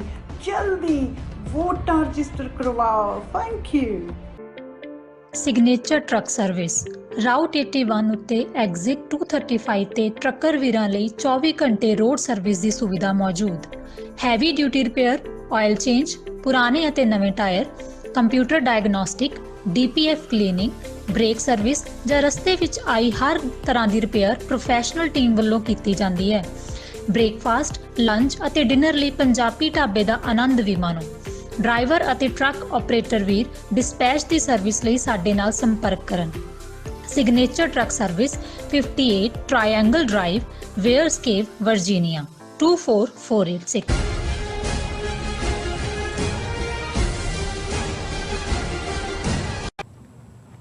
ਵਿਊਅਰਸ ਬ੍ਰੇਕ ਤੋਂ ਬਾਅਦ ਤੁਹਾਡਾ ਸਾਰਿਆਂ ਦਾ ਸਵਾਗਤ ਹੈ। ਗੱਲਬਾਤ ਨੂੰ ਅੱਗੇ ਤੋਰਦੇ ਹਾਂ। ਡਾਕਟਰ ਸਾਹਿਬ ਵਿਚਾਰ ਇਸ ਸੈਗਮੈਂਟ ਦੇ ਵਿੱਚ ਕਰੀਏ ਗੱਲਬਾਤ ਕਿਸਾਨੀ ਸੰਘਰਸ਼ ਦੀ। ਜੀ। ਦਿੱਲੀ ਦੇ ਵਿੱਚ ਹੁਣ ਤੇ ਲਗਭਗ ਸਾਲ ਹੋਣ ਨੂੰ ਆ ਗਿਆ ਆ ਜਦੋਂ ਕਿਸਾਨ ਸੰਘਰਸ਼ ਆ ਜਿਹੜਾ ਉਹ ਦਿੱਲੀ ਦੇ ਵਿੱਚ ਬੈਠਾ, ਤੇ ਮੋਦੀ ਸਰਕਾਰ ਜਿਹੜੀ ਆ ਉਹ ਰਿਸਪੌਂਡ ਵੀ ਨਹੀਂ ਕਰ ਰਹੀ ਇਸ ਵਕਤ। ਸਾਰੇ ਪਾਰਟ ਨੂੰ ਜਦੋਂ ਅਸੀਂ ਦੇਖ ਰਹੇ ਹਾਂ, ਮਤਲਬ ਜਿਹੜਾ ਹੁਣੇ ਨਵਾਂ ਪੈਂਤੜਾ ਕਿਸਾਨ ਸੰਘਰਸ਼ ਵੱਲੋਂ ਲਿਆਂਦਾ ਗਿਆ ਕਿ ਜੰਤਰ ਮੰਤਰ ਦੇ ਉੱਤੇ ਕਿਸਾਨ ਸੰਸਦ ਲਾਈ ਗਈ ਹੈ ਕਿ ਅਸੀਂ ਆਪਣੇ ਜਿਹੜੇ ਇਸ਼ੂਜ਼ ਨੇ, ਆਪਣੀ ਜਿਹੜੀ ਗੱਲ ਹੈ ਉਹ ਭਾਰਤ ਭਰ ਦੇ ਲੋਕਾਂ ਤੱਕ ਪਹੁੰਚਾਉਣੀ ਹੈ। ਇੱਕ ਤਰੀਕਾ ਆ, ਟੈਕਟਿਕ ਆ, ਕਿਵੇਂ ਦੇਖਦੇ ਹੋ ਇਹਨੂੰ? ਤੁਹਾਨੂੰ ਲੱਗਦਾ ਵੀ ਇਹ ਪ੍ਰਭਾਵਸ਼ਾਲੀ ਟੈਕਟਿਕ ਹੋ ਸਕਦਾ ਹੈ? ਮੀਡੀਆ ਦੇ ਵਿੱਚ ਜ਼ਰੂਰ ਇਸ ਖਬਰ ਦੀ ਜਾਂ ਇਸ ਮੂਵ ਦੀ ਇਸ ਵਕਤ ਚਰਚਾ ਹੋ ਰਹੀ ਹੈ, ਪਰ ਗਰਾਊਂਡ ਲੈਵਲ ਦੇ ਉੱਤੇ ਜਿੱਦਾਂ ਦੇ ਹਾਲਾਤ ਨੇ ਜਾਂ ਜੋ ਮੋਦੀ ਸਰਕਾਰ ਦਾ ਰਵੱਈਆ ਉਹ ਕੀ ਨਜ਼ਰ ਆ ਰਿਹਾ ਹੈ ਇਸ ਵਕਤ? ਕਿਉਂਕਿ ਆਪਸ ਦੇ ਵਿੱਚ ਵੀ ਹੁਣੇ ਦੋ ਧਰਾਵਾਂ ਬਣਦੀਆਂ ਨਜ਼ਰ ਆ ਰਹੀਆਂ ਨੇ ਕਿਸਾਨ ਸੰਘਰਸ਼ ਦੇ ਵਿਦਨ। ਇੱਕ ਤੇ ਉਹ ਜਿਹੜੇ ਚੋਣਾਂ ਵੱਲ ਨੂੰ ਰੁਖ ਕਰਨਾ ਚਾਹੁੰਦੇ ਆ ਕਿ ਅਸੀਂ ਪੋਲਿਟਿਕਸ ਦੇ ਵਿੱਚ ਆਈਏ, ਤੇ ਦੂਜਾ ਉਹ ਕਿ ਨਹੀਂ ਅਸੀਂ ਚੋਣਾਂ ਤੋਂ ਦੂਰੀ ਬਣਾ ਕੇ ਰੱਖਣੀ ਆ। ਦੇਖੋ, ਇਹ ਕਿਉਂਕਿ ਬੜਾ ਸੈਂਸਿਟਿਵ ਮੁੱਦਾ ਵੀ ਹੈ ਔਰ ਸਿੱਖ ਕੌਮ ਨੇ ਇਸ ਦੇ ਵਿੱਚ ਬਹੁਤ ਜ਼ਿਆਦਾ ਇਨਵੈਸਟਮੈਂਟ ਕੀਤੀ ਹੈ, ਐਮੋਸ਼ਨ ਦੀ ਵੀ, ਪੈਸੇ ਦੀ ਵੀ। 500 ਤੋਂ ਜ਼ਿਆਦਾ ਸ਼ਹੀਦੀਆਂ। ਔਰ ਜੇ ਤੁਸੀਂ ਜਿਹੜੀ ਅੱਜ ਬੜੀ ਪਿਕਚਰ ਸਾਰੇ ਪਾਸੇ ਘੁੰਮ ਰਹੀ ਹੈ 2 ਦਿਨਾਂ ਤੋਂ ਕਿਸਾਨ ਸੰਸਦ ਜੰਤਰ ਮੰਤਰ ਰੋਡ ਦੇ ਉੱਤੇ, ਤੇ ਤੁਹਾਨੂੰ ਉਹਦੇ 'ਚ 95% ਜਿਹੜੇ ਨੇ ਉਹ ਸਿੱਖ ਚਿਹਰੇ ਨਜ਼ਰ ਆਉਂਦੇ ਨੇ। ਸੋ ਇਸ ਨੂੰ ਜੋ ਮਰਜ਼ੀ ਕਿਹਾ ਜਾਏ, ਪੰਜਾਬ ਤੇ ਹਰਿਆਣਾ ਦੇ ਸਿੱਖ ਕਿਰਸਾਨੀ ਨੇ ਹੀ ਇਸ ਦੇ ਵਿੱਚ ਮੈਕਸਿਮਮ ਪਿਛਲੇ 1 ਸਾਲ ਤੋਂ ਜ਼ਿਆਦਾ ਸਮੇਂ ਤੋਂ ਕੰਟਰੀਬਿਊਟ ਕੀਤਾ ਹੈ। ਔਰ ਸ਼ਹੀਦੀਆਂ ਵੀ ਜੇ 500 ਤੋਂ ਜ਼ਿਆਦਾ ਨੇ ਤੇ ਉਹ ਆਲਮੋਸਟ ਸਿੱਖਾਂ ਦੀਆਂ ਨੇ। ਇਹ ਗੱਲ ਸਮਝਣੀ ਜ਼ਰੂਰੀ ਹੈ। ਹੁਣ ਗੱਲ ਜੇ ਅਸੀਂ ਇੱਕ ਪਾਸੇ ਤਾਂ ਲੀਡਰਸ਼ਿਪ ਦੀ ਗੱਲ ਕਰੀਏ ਕਿ ਭਾਈ ਉਹਨਾਂ ਨੇ ਕਿਵੇਂ ਆਪਣੀ ਤਾਕਤ ਨੂੰ 26 ਜਨਵਰੀ ਦੇ ਮੌਕੇ ਕਮਜ਼ੋਰੀ 'ਚ ਬਦਲਿਆ, ਆਪਣੀ ਜਵਾਨੀ ਨਾਲੋਂ ਨਾਤਾ ਤੋੜਿਆ। ਨਤੀਜੇ ਦੇ ਤੌਰ ਤੇ ਤੁਸੀਂ ਦੇਖੋਗੇ ਕਿ ਇਹ ਲਾਸਟ ਐਫਰਟ ਉਹਨਾਂ ਦਾ, ਜਿਸ ਨੂੰ ਹੁਣ ਉਹੀ ਲੋਕ ਉਹਨਾਂ ਦੀ ਬਰੀਫਿੰਗ ਜੋਗਿੰਦਰ ਯਾਦਵ ਕਰ ਰਿਹਾ ਹੈ ਮੀਡੀਆ ਨੂੰ, ਜਿਹੜਾ ਨਾ ਕਿਸਾਨ ਹੈ, ਨਾ ਉਸ ਦੀ ਕੋਈ ਫੋਲੋਇੰਗ ਹੈ, ਨਾ ਉਸ ਦਾ ਅਲਟੀਮੇਟ ਏਜੰਡਾ ਕੀ ਹੈ, ਉਸ ਬਾਰੇ ਉਹੀ ਜਾਣਦਾ ਕਿ ਉਹਨੇ ਉਹਦੇ ਚੋਂ ਚੋਣ ਪ੍ਰਕਿਰਿਆ ਚੋਂ ਕੀ ਕੱਢਣਾ। ਦੂਸਰੇ ਪਾਸੇ ਮੈਂ ਸਮਝਦਾ ਹਾਂ ਵੀ ਜਿਹੜੀਆਂ ਧਿਰਾਂ ਜਿਵੇਂ ਮਿਸਟਰ ਚੜੂਨੀ, ਉਹਨਾਂ ਨੇ ਜਦੋਂ ਇਹ ਕਿਹਾ ਕਿ ਭਾਈ ਤੁਸੀਂ, ਮੇਰੇ ਮਨ ਦੇ ਵਿੱਚ ਕਹਿੰਦਾ ਵੀ ਇਹ ਮਾਡਲ ਆ ਰਿਹਾ ਬਾਰ-ਬਾਰ, ਕੱਲ ਵੀ ਉਹਦਾ ਸੀ ਕਿ 10ਵੇਂ ਪਾਤਸ਼ਾਹ ਦਾ ਫਰਮਾਨ ਕਿ ਰਾਜ ਬਿਨਾ ਨੇ ਧਰਮ ਚਲਿਆ ਹੈ, ਧਰਮ ਬਿਨਾ ਸਭ ਦਲੇ ਮਲੇ ਹੈ, ਕਿ ਭਾਈ ਅਸੀਂ ਜੋ ਤਰਲੇ ਕਰ ਰਹੇ ਹਾਂ ਕਿ ਵੀ ਅਸੀਂ ਉਹਨਾਂ ਵੱਲ ਜਾਣਾ, ਅਸੀਂ ਆਪਣੀ ਪੋਲੀਟੀਕਲ ਪਾਵਰ ਕਿਉਂ ਨਹੀਂ ਬਣਾਉਂਦੇ? ਔਰ ਪੰਜਾਬ ਦੇ ਵਿੱਚ ਜਿੱਥੇ ਕਿ ਅਸੀਂ ਆਪਣਾ ਆਪ ਦਾ, ਉਹਨੇ ਕਿਹਾ ਜੀ ਠੀਕ ਹੈ, ਬੰਗਾਲ ਦੇ ਵਿੱਚ ਅਸੀਂ ਕਿਹਾ ਜੀ ਬੀਜੇਪੀ ਹਾਰ ਗਈ, ਉਹਦੇ ਨਾਲ ਸਾਨੂੰ ਕੀ ਫਰਕ ਪਿਆ? ਸੋ ਮੈਂ ਸਮਝਦਾ ਹਾਂ ਵੀ ਇਹ ਸੋਚ ਜਿਹੜੀ ਹੈ ਨਾ ਸਿਰਫ ਕਿ ਇੱਕ ਪਾਸੇ ਆ ਰਹੀ ਹੈ, ਪਰ ਮੇਨ ਸਟ੍ਰੀਮ ਕਿਸਾਨੀ ਇਹੀ ਨਹੀਂ ਵੀ ਉਹਨਾਂ ਨੇ ਸਿੱਖ ਵੈਲਿਊਜ਼ ਨੂੰ ਜਾਂ ਨਿਸ਼ਾਨ ਸਾਹਿਬ ਨੂੰ ਜਾਂ ਜਿਹੜੀ ਸਟਰੈਂਥ ਹੈ ਉਸ ਤੋਂ ਪਿੱਠ ਕੀਤੀ। ਜੇ ਹੁਣ ਬਲਦੇਵ ਸਿੰਘ ਸਿਰਸਾ ਕੱਲਾ ਆਪਣੇ ਤੌਰ ਤੇ ਮਰਨ ਵਰਤ ਰੱਖ ਕੇ ਬੈਠਦਾ ਹੈ ਕਿ ਭਾਈ ਆ ਜਿਨ੍ਹਾਂ ਤੇ ਤੁਸੀਂ ਕੇਸ ਪਰਚੇ ਪਾਏ ਨੇ ਇਹਨਾਂ ਨੂੰ ਰਿਹਾ ਕਰੋ, ਉਹ 5 ਦਿਨ ਬਾਅਦ ਉਹ ਰਿਹਾ ਕਰਵਾ ਲੈਂਦਾ ਹੈ। ਲੇਕਿਨ ਜਿਹੜਾ ਇਹ ਗੱਲ ਦੱਸਦੀ ਹੈ ਵੀ ਇਹੀ ਮੁੱਦਾ ਮੇਨ ਸਟ੍ਰੀਮ ਲੀਡਰਸ਼ਿਪ ਨੂੰ ਕਿਉਂ ਨਹੀਂ ਸੀ ਲੱਗਦਾ ਕਿ ਉਹ ਇਸ ਤਰ੍ਹਾਂ ਕਰ ਸਕਦੇ ਨੇ। ਸੋ ਇਹ ਪਾਟੋ ਧਾੜ ਹੈ ਪੂਰੀ, ਔਰ ਇਹ ਕਿਤੇ ਨਾ ਕਿਤੇ ਜਿਹੜਾ ਇਸ ਕਮਜ਼ੋਰੀ ਨੂੰ ਦੇਖੋ, ਅਸੀਂ ਉਹਨਾਂ ਦਾ ਸਪਾਈ ਸਿਸਟਮ ਦੀ ਗੱਲ ਕੀਤੀ ਕਿ ਵੀ ਕਿਵੇਂ ਉਹਨਾਂ ਸਭ ਨੂੰ, ਉਹਨਾਂ ਨੂੰ ਨਹੀਂ ਪਤਾ ਹੈ ਕੀ ਹੈ। ਜੇ ਹੁਣ ਤੱਕ ਸਰਕਾਰ ਨੇ ਇਹਦੇ ਬਾਵਜੂਦ, ਜਦੋਂ ਲੱਖਾਂ ਦੀ ਗਿਣਤੀ 'ਚ ਵੀ ਸ਼ੁਰੂਆਤ ਹੋਈ, ਜਦੋਂ ਤੱਕ 26 ਜਨਵਰੀ ਤੱਕ 11-12 ਰਾਉਂਡ ਗੱਲਬਾਤ ਦੇ ਚੱਲਦੇ ਨੇ, ਕਿਉਂਕਿ ਹਕੂਮਤ ਸਮਝਦੀ ਸੀ ਪਾਵਰ ਕਿੱਥੇ ਲਾਈ ਕਰਦੀ ਹੈ, ਉਹ ਇਸ ਲੜਾਈ ਨੂੰ ਕਿਹਦੇ ਖਿਲਾਫ ਲੜ ਰਹੇ ਨੇ। ਲੇਕਿਨ ਜਿਉਂ ਹੀ ਇਹਨਾਂ ਨੇ ਆਪਣੀ ਤਾਕਤ ਕੱਟੀ, ਉਹਨਾਂ ਨੇ ਕਿਹਾ ਆ ਕੇ ਬਹਿ ਜਾਓ ਜੰਤਰ ਮੰਤਰ ਤੇ ਵੀ, ਉਹਨਾਂ ਨੂੰ ਕੋਈ ਫਰਕ ਨਹੀਂ ਪੈਂਦਾ ਹੈ। ਕਿਉਂਕਿ ਔਰ ਤੁਸੀਂ ਦੇਖੋਗੇ ਕਿ ਵੀ ਸਰਕਾਰ ਕਿਸ ਹੱਦ ਤੱਕ ਡਿੱਗ ਕੀਤੀ ਹੋਈ ਹੈ ਕਿ ਕਿੰਨਿਆਂ ਦੀਆਂ ਮਿਨਿਸਟਰੀਆਂ, ਹਰਸ਼ਵਰਧਨ ਤੋਂ ਹੈਲਥ ਲੈ ਲਈ ਕਿਉਂਕਿ ਕੋਵਿਡ-19 ਚੋਂ ਫੇਲ ਹੋਇਆ, ਹੋਰ ਕਿੰਨੀਆਂ ਮਿਨਿਸਟਰੀਆਂ ਕਿੰਨਿਆਂ ਦੀਆਂ ਬਦਲੀਆਂ, ਨਰਿੰਦਰ ਤੋਮਰ ਨੂੰ ਰਹਿਣ ਦਿੱਤਾ। ਇਹਦਾ ਮਤਲਬ ਇਹ ਹੈ ਕਿ ਅਦਰਵਾਈਜ਼ ਇੰਨੀ ਕੁ ਗੱਲ ਹੀ ਕਿਸਾਨਾਂ ਨੂੰ ਕੁਝ ਨਾ ਕਿਤੇ ਸੈਟੀਸਫੈਕਸ਼ਨ ਦੇ ਸਕਦੀ ਸੀ ਕਿ ਜੀ ਦੇਖੋ ਉਹਨੇ ਸਾਡੇ ਬਾਰੇ ਇਹ ਕਿਹਾ ਸੀ, ਕਦੇ ਆਤੰਕਵਾਦੀ ਬੈਠੇ ਨੇ, ਕਦੇ ਉਹ। ਔਰ ਇਹਦੇ ਬਾਵਜੂਦ ਆ ਜਿਹੜੀ ਉਹਨਾਂ ਦੀ MP ਮੀਨਾਕਸ਼ੀ ਲੇਖੀ ਜਿਹੜੀ ਹੈ, ਉਹ ਕਹਿ ਰਹੀ ਹੈ ਕਿ ਵੀ ਪਤਾ ਨਹੀਂ ਕੀ ਲਫ਼ਜ਼ ਉਹਨੇ ਹਿੰਦੀ ਦਾ ਇਸਤੇਮਾਲ ਕੀਤਾ ਵੀ ਕਿਸਾਨ ਨਹੀਂ ਨੇ, ਦੂਜਾ ਮਤਲਬ ਹੁੰਦਾ ਵੀ ਜਿਵੇਂ ਠੱਗ ਕਿਸਮ ਦੇ ਲੋਕ ਬੈਠੇ ਨੇ, ਇਹਨਾਂ 'ਚ ਕਿਸਾਨ ਹੀ ਕੋਈ ਨਹੀਂ ਹੈ। ਜੀ ਹੁਣ ਇਹ ਹੱਦ ਤੱਕ ਕਹਿਣ ਦੀ ਜੇ ਇੰਨੀ ਜ਼ੋਰਦਾਰ ਲੰਬਾ ਵਕਤ ਚੱਲੀ ਮੂਵਮੈਂਟ ਦੇ ਬਾਵਜੂਦ ਜੇ ਸਰਕਾਰ ਕਰਦੇ, ਇਹਦਾ ਮਤਲਬ ਹੈ ਕਿ ਵੀ ਉਹਨਾਂ ਨੇ ਇਸ ਨੂੰ ਕੰਟੇਨ ਕਰ ਲਿਆ। ਔਰ ਇਹੀ ਹਾਲ ਅਸੀਂ ਪੰਜਾਬ ਦੀ ਲੀਡਰਸ਼ਿਪ ਦੇ ਹਵਾਲੇ ਨਾਲ ਦੇਖ ਰਹੇ ਹਾਂ। ਬੇਸ਼ੱਕ ਪਾਰਲੀਮੈਂਟ ਦੇ ਵਿੱਚ ਜੇ ਅਸੀਂ ਦੇਖੀਏ ਕਿ ਤਿੰਨੋਂ ਹੀ ਧਿਰਾਂ ਐਡਜੋਰਨਮੈਂਟ ਮੋਸ਼ਨ ਦੇ ਲਈ ਮਤੇ ਲਿਆਉਂਦੀਆਂ ਨੇ, ਜੇ ਪੰਜਾਬ ਦੇ 13 ਮੈਂਬਰ ਪਾਰਲੀਮੈਂਟ ਇੱਕ ਮੁੱਦੇ ਦੇ ਉੱਤੇ ਇੱਕ ਐਡਜੋਰਨਮੈਂਟ ਨਹੀਂ ਲਿਆ ਸਕਦੇ, ਆਮ ਆਦਮੀ ਪਾਰਟੀ ਵੀ ਸਿਆਸਤ ਕਰ ਰਹੀ ਹੈ, ਉਹਨਾਂ ਦਾ ਇੱਕੋ ਹੀ ਐਮਪੀ ਹੈ ਜੀ, ਬਾਦਲ ਵੀ ਕਰ ਰਿਹਾ ਹੈ ਔਰ ਕਾਂਗਰਸ ਵੀ ਜਿਹੜੀ ਹੈ ਆਪਣੀ ਡਰਾਮੇਬਾਜ਼ੀ ਕਰ ਰਹੀ ਹੈ। ਸੋ ਦਾ ਮਤਲਬ ਇਹ ਹੈ ਵੀ ਬਾਕੀ ਤਾਂ ਛੱਡੋ, ਉਹਨਾਂ ਦੇ ਨਾਲ ਅਦਰ ਦੈਨ ਫਿਊ ਆਪੋਜੀਸ਼ਨ, ਕਿਉਂਕਿ ਹੁਣ ਮਾਇਆਵਤੀ ਇਹਨਾਂ ਦੇ ਨਾਲ ਆਈ ਹੈ ਰਾਜ ਸਭਾ 'ਚ, ਉਹਨਾਂ ਨੇ ਵੀ ਜੁਆਇਨ ਕੀਤਾ ਇਹਨਾਂ ਨੂੰ, ਲੇਕਿਨ ਇਹਦੇ ਬਾਵਜੂਦ 50 ਐਮਪੀ ਨਾਲ ਨਹੀਂ ਲਾ ਸਕੇ। ਹੁਣ ਉਹਨੂੰ ਐਡਜੋਰਨਮੈਂਟ, ਹੁਣ ਇਹਦਾ ਮਤਲਬ ਇਹ ਹੈ ਵੀ ਗੱਲ ਕੱਲੀ ਇਹ ਨਹੀਂ ਹੈ ਕਿ ਸਰਕਾਰ ਜਿਹੜੀ ਹੈ ਉਹ ਨਹੀਂ ਹਿੱਲੀ, ਆਪੋਜੀਸ਼ਨ ਪਾਰਟੀਆਂ ਕਿੰਨੀਆਂ ਨੇ, 50 ਐਮਪੀ ਤੋਂ ਮਚ ਮੋਰ ਹੋ ਸਕਦਾ ਸੀ ਜੇ ਸਪੋਰਟ ਹੁੰਦੀ। ਸੋ ਉਹਨਾਂ ਦੁਸ਼ਮਣ ਸਮਝਦਾ ਵੀ ਇਹ ਪੰਜਾਬ ਸਪੈਸੀਫਿਕ ਹੈ, ਅੱਗੋਂ ਸਿੱਖ ਸਪੈਸੀਫਿਕ ਹੈ, ਉਹਨਾਂ ਦਾ ਮੁੱਦਾ ਵੀ ਪੰਜਾਬ ਨੂੰ ਹਰਟ ਕਰਨਾ ਹੈ, ਸਿੱਖਾਂ ਨੂੰ ਹਰਟ ਕਰਨਾ ਹੈ। ਅਸੀਂ ਰਿਪੀਟਡਲੀ ਕਹਿੰਦੇ ਹਾਂ ਕਿ ਭਾਈ ਇਹ ਜਿਹੜੇ ਤਿੰਨੋਂ ਹੀ ਖੇਤੀ ਕਾਨੂੰਨ ਨੇ ਇਹ ਇਕਨੋਮਿਕਲ ਜੈਨੋਸਾਈਡ ਦਾ ਫਾਈਨਲ ਸਟੈਪ ਹੈ।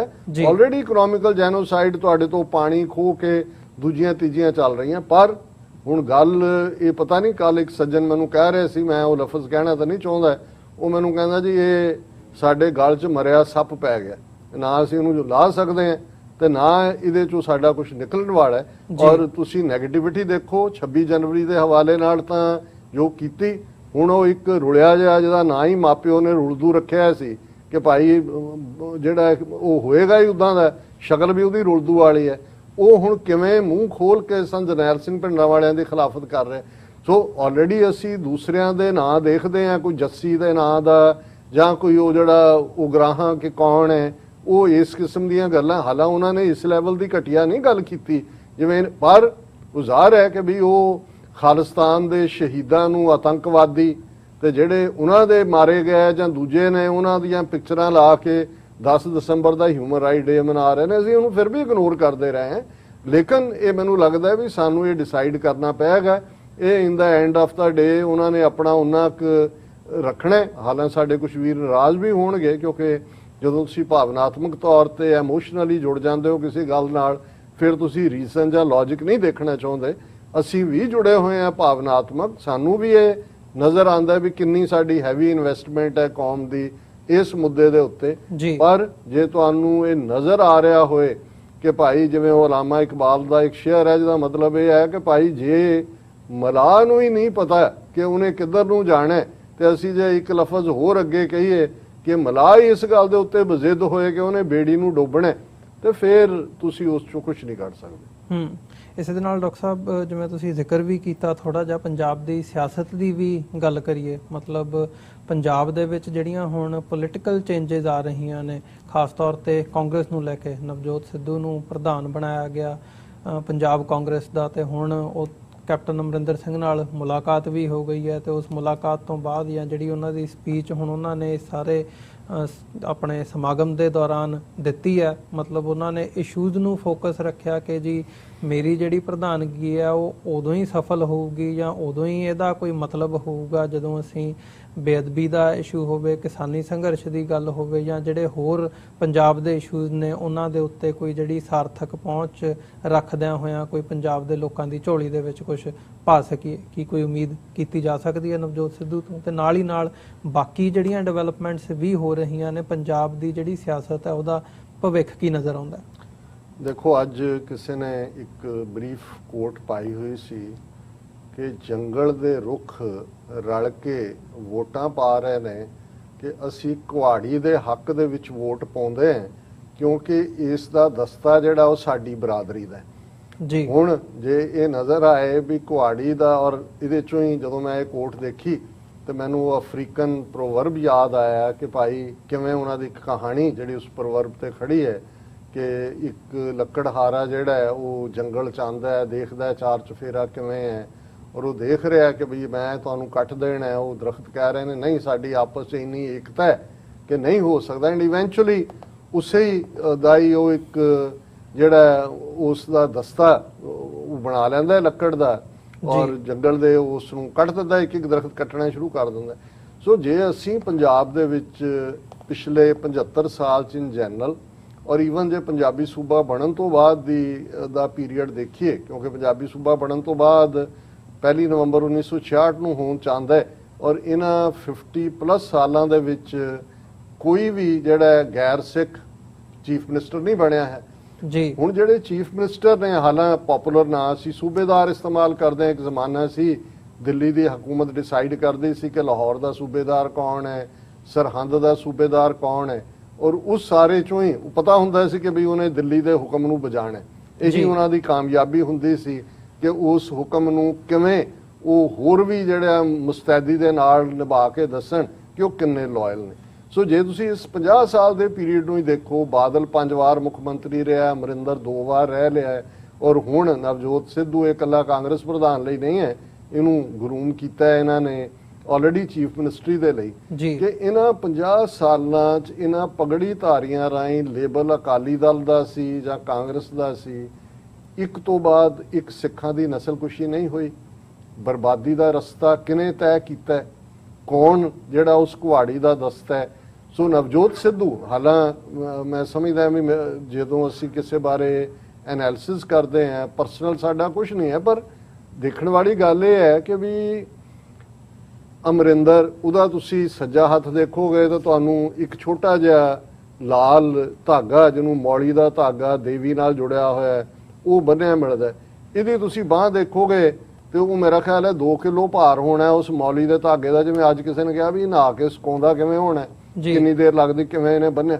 ਮਤਲਬ ਇਹ ਹੈ ਵੀ ਆਲਰੇਡੀ ਜੇ ਕੈਪਟਨ, ਜੇ ਬਾਦਲ 1/4 ਹਿੰਦੂ ਸੀ, 3/4 ਸਿੱਖ ਸੀ, 1/4 ਤਾਂ ਰਸਮਾਂ ਉਹ ਵੀ ਕਰਦਾ, ਅਮਰਿੰਦਰ ਤੱਕ ਪਹੁੰਚਦੇ ਹੱਦ ਪਹੁੰਚ ਗਿਆ। ਹੁਣ 3/4 ਜਿਹੜਾ ਹਿੰਦੂ ਹੈ ਉਹ ਲੀਡ ਕਰਨ ਦੇ ਲਈ ਉਹਨਾਂ ਨੇ ਤਿਆਰ ਕਰ ਲਏ। ਇਸ ਲਈ ਤੁਸੀਂ ਦੇਖੋਗੇ ਕਿ ਮੀਡੀਆ ਨੈਸ਼ਨਲ ਹੋਏ, ਪੋਲੀਟੀਕਲ ਬੀਜੇਪੀ ਦੂਜੀ ਹੋਏ, ਉਹੀ ਨਵਜੋਤ ਸਿੱਧੂ ਜਦੋਂ ਇਮਰਾਨ ਖਾਨ ਹੋਰਾਂ ਦੀ ਓਥ ਟੇਕਿੰਗ ਦੇ ਉੱਤੇ ਜਾਂਦਾ ਹੈ ਔਰ ਕਰਤਾਰਪੁਰ ਕੋਰੀਡੋਰ ਦਾ ਮੈਸੇਜ ਲੈ ਕੇ ਆਉਂਦਾ ਹੈ ਕਿ ਭਾਈ ਕੀ ਹਾਲਾਤ ਪੈਦਾ ਕਰ ਦਿੱਤੇ ਗਏ ਨੈਸ਼ਨਲ ਮੀਡੀਆ ਤੋਂ ਲੈ ਕੇ ਓਵਰਆਲ ਤੱਕ, ਕਿ ਉਹ ਕੀ ਹੈ ਕਪਿਲ ਸ਼ਰਮਾ ਕਿ ਕਿਹੜਾ ਉਹਦਾ ਸ਼ੋਅ, ਉਹਦੇ ਚੋਂ ਵੀ ਉਹਨੂੰ ਬਾਹਰ ਰਹਿਣਾ ਪਿਆ ਕੁਝ ਦੇਰ ਲਈ ਜੀ। ਇੰਨੀ ਨੈਗੇਟਿਵਿਟੀ ਉਸ ਦੇ ਖਿਲਾਫ। ਪਰ ਤੁਸੀਂ ਦੇਖੋਗੇ ਕਿ ਇਸ ਪੀਰੀਅਡ 'ਚ ਤੁਹਾਨੂੰ ਕਿਸੇ ਨੇ ਵੀ ਉਹਨੂੰ ਕੋਟ ਨਹੀਂ ਕੀਤਾ ਹੈ ਕਿ ਭਾਈ ਉਹਦਾ ਇਹ ਪਾਰਟ ਹੈ, ਕਿਉਂਕਿ ਇਹ ਫਿੱਟ ਹੁੰਦਾ ਜਿਹੜਾ ਸਿਟਿੰਗ ਬੀਜੇਪੀ ਦਾ ਐਮਪੀ, ਔਰ ਜਿਸ ਲੈਵਲ ਦਾ ਉਹਨੇ, ਜਿਵੇਂ ਅਸੀਂ ਜ਼ਿਕਰ ਕਰਦੇ ਹਾਂ ਭਾਈ, ਇੱਕ ਸ਼ਿਵਲਿੰਗ ਅੰਮ੍ਰਿਤਸਰ ਦੀ ਕੋਠੀ 'ਚ ਰੱਖਿਆ ਹੈ, ਇੱਕ ਪਟਿਆਲੇ 'ਚ ਰੱਖਿਆ ਹੈ, ਕੋਈ ਤਜਰਬਾ ਕਿਸੇ ਲਾਈਨ ਦਾ ਨਹੀਂ ਹੈ, ਕੋਈ ਦੂਜਾ ਨਹੀਂ ਹੈ, ਔਰ ਲੋਕ ਵੀ ਜੇ ਹੋਪ ਕਰਨ ਲੱਗ ਜਾਣ, ਔਰ ਮੈਨੂੰ ਇਹ ਗਰਾਊਂਡ ਤੋਂ ਤਾਂ ਇਹ ਹੈ ਕਿ ਯੰਗਸਟਰਸ ਨੂੰ ਲੱਗਦਾ ਹੈ ਵੀ ਦੇਖੋ ਬੰਦਾ ਤਾਂ ਇਮਾਨਦਾਰ ਹੈ, ਕੁਛ ਨਾ ਕੁਛ ਜਿਹੜਾ ਹੈ ਉਹ ਕਰੇਗਾ। ਹੁਣ ਇਹੀ ਇੱਕ ਪਾਰਟ ਜਦੋਂ ਕੇਜਰੀਵਾਲ ਦੇ ਢੇਰ ਚੜ੍ਹ ਕੇ ਪੰਜਾਬ ਦੇ ਲੋਕਾਂ ਨੇ ਆਮ ਆਦਮੀ ਪਾਰਟੀ ਨੂੰ ਸਿਰ ਤੇ ਟੋਪੀਆਂ ਰੱਖ ਕੇ ਪੰਜਾਬ 'ਚ ਇਹਨਾਂ ਦੀ ਆਮਦ ਕਰਵਾਈ, ਇਹੀ ਲੋਕ ਉਸ ਪੀਰੀਅਡ 'ਚ ਸੀ। ਉਸ ਤੋਂ ਪਹਿਲਾਂ ਮਨਪ੍ਰੀਤ ਬਾਦਲ ਨੇ ਜਦੋਂ ਜਿਹੜੀ ਹੈ ਉਹ ਪੰਜਾਬ ਪਾਰਟੀ ਬਣਾਈ, PPP ਕੇ ਕੀ ਹੈ, ਔਰ ਉਹ ਜਿਹੜਾ ਉਹਦੇ ਮਗਰ ਲੱਗ ਗਏ, ਭਗਵੰਤ ਮਾਨ ਨਾਲ ਚੜਿਆ ਹੋਇਆ ਸੀ। ਸੋ ਮੈਨੂੰ ਇਹ ਲੱਗਦਾ ਵੀ ਅਸੀਂ ਸ਼ਾਇਦ ਗਵਾ ਚੁੱਕੇ ਹਾਂ, ਸਾਡਾ ਵੱਡਾ ਹਿੱਸਾ ਗਵਾ ਚੁੱਕਾ ਹੈ।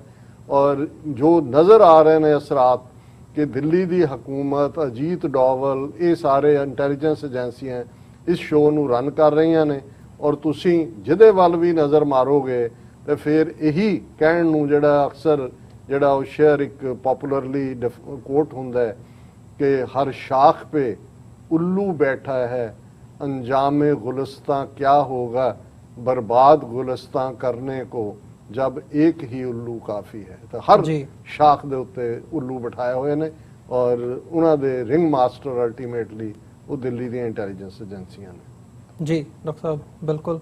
ਵਿਊਅਰਸ, ਇੱਥੇ ਇੱਕ ਛੋਟੇ ਜਿਹੇ ਬ੍ਰੇਕ ਦੇ ਲਈ ਰੁਕਾਂਗੇ। ਬ੍ਰੇਕ ਤੋਂ ਬਾਅਦ ਦੁਬਾਰਾ ਸ਼ੁਰੂ ਕਰਦੇ ਹਾਂ ਵਿਚਾਰ ਚਰਚਾ।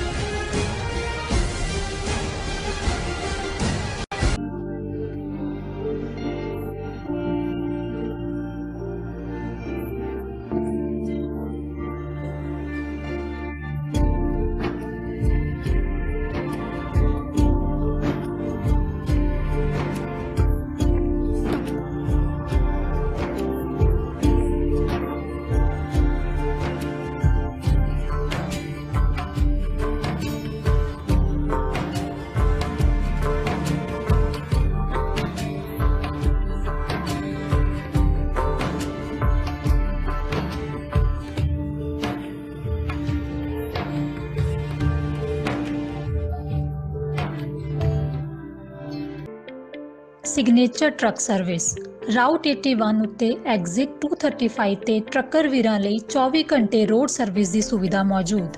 Heavy duty repair, oil change, ਪੁਰਾਣੇ ਅਤੇ ਨਵੇਂ tyre, computer diagnostic, DPF cleaning, brake service ਜਾਂ ਰਸਤੇ ਵਿੱਚ ਆਈ ਹਰ ਤਰ੍ਹਾਂ ਦੀ ਰਿਪੇਅਰ ਪ੍ਰੋਫੈਸ਼ਨਲ ਟੀਮ ਵੱਲੋਂ ਕੀਤੀ ਜਾਂਦੀ ਹੈ। ਬ੍ਰੇਕਫਾਸਟ, ਲੰਚ ਅਤੇ ਡਿਨਰ ਲਈ ਪੰਜਾਬੀ ਢਾਬੇ ਦਾ ਆਨੰਦ ਵੀ ਮਾਣੋ। ਡਰਾਈਵਰ ਅਤੇ ਟਰੱਕ ਆਪਰੇਟਰ ਵੀਰ ਡਿਸਪੈਚ ਦੀ ਸਰਵਿਸ ਲਈ ਸਾਡੇ ਨਾਲ ਸੰਪਰਕ ਕਰਨ। Signature truck service 58 triangle drive, Weyers Cave, Virginia 24486।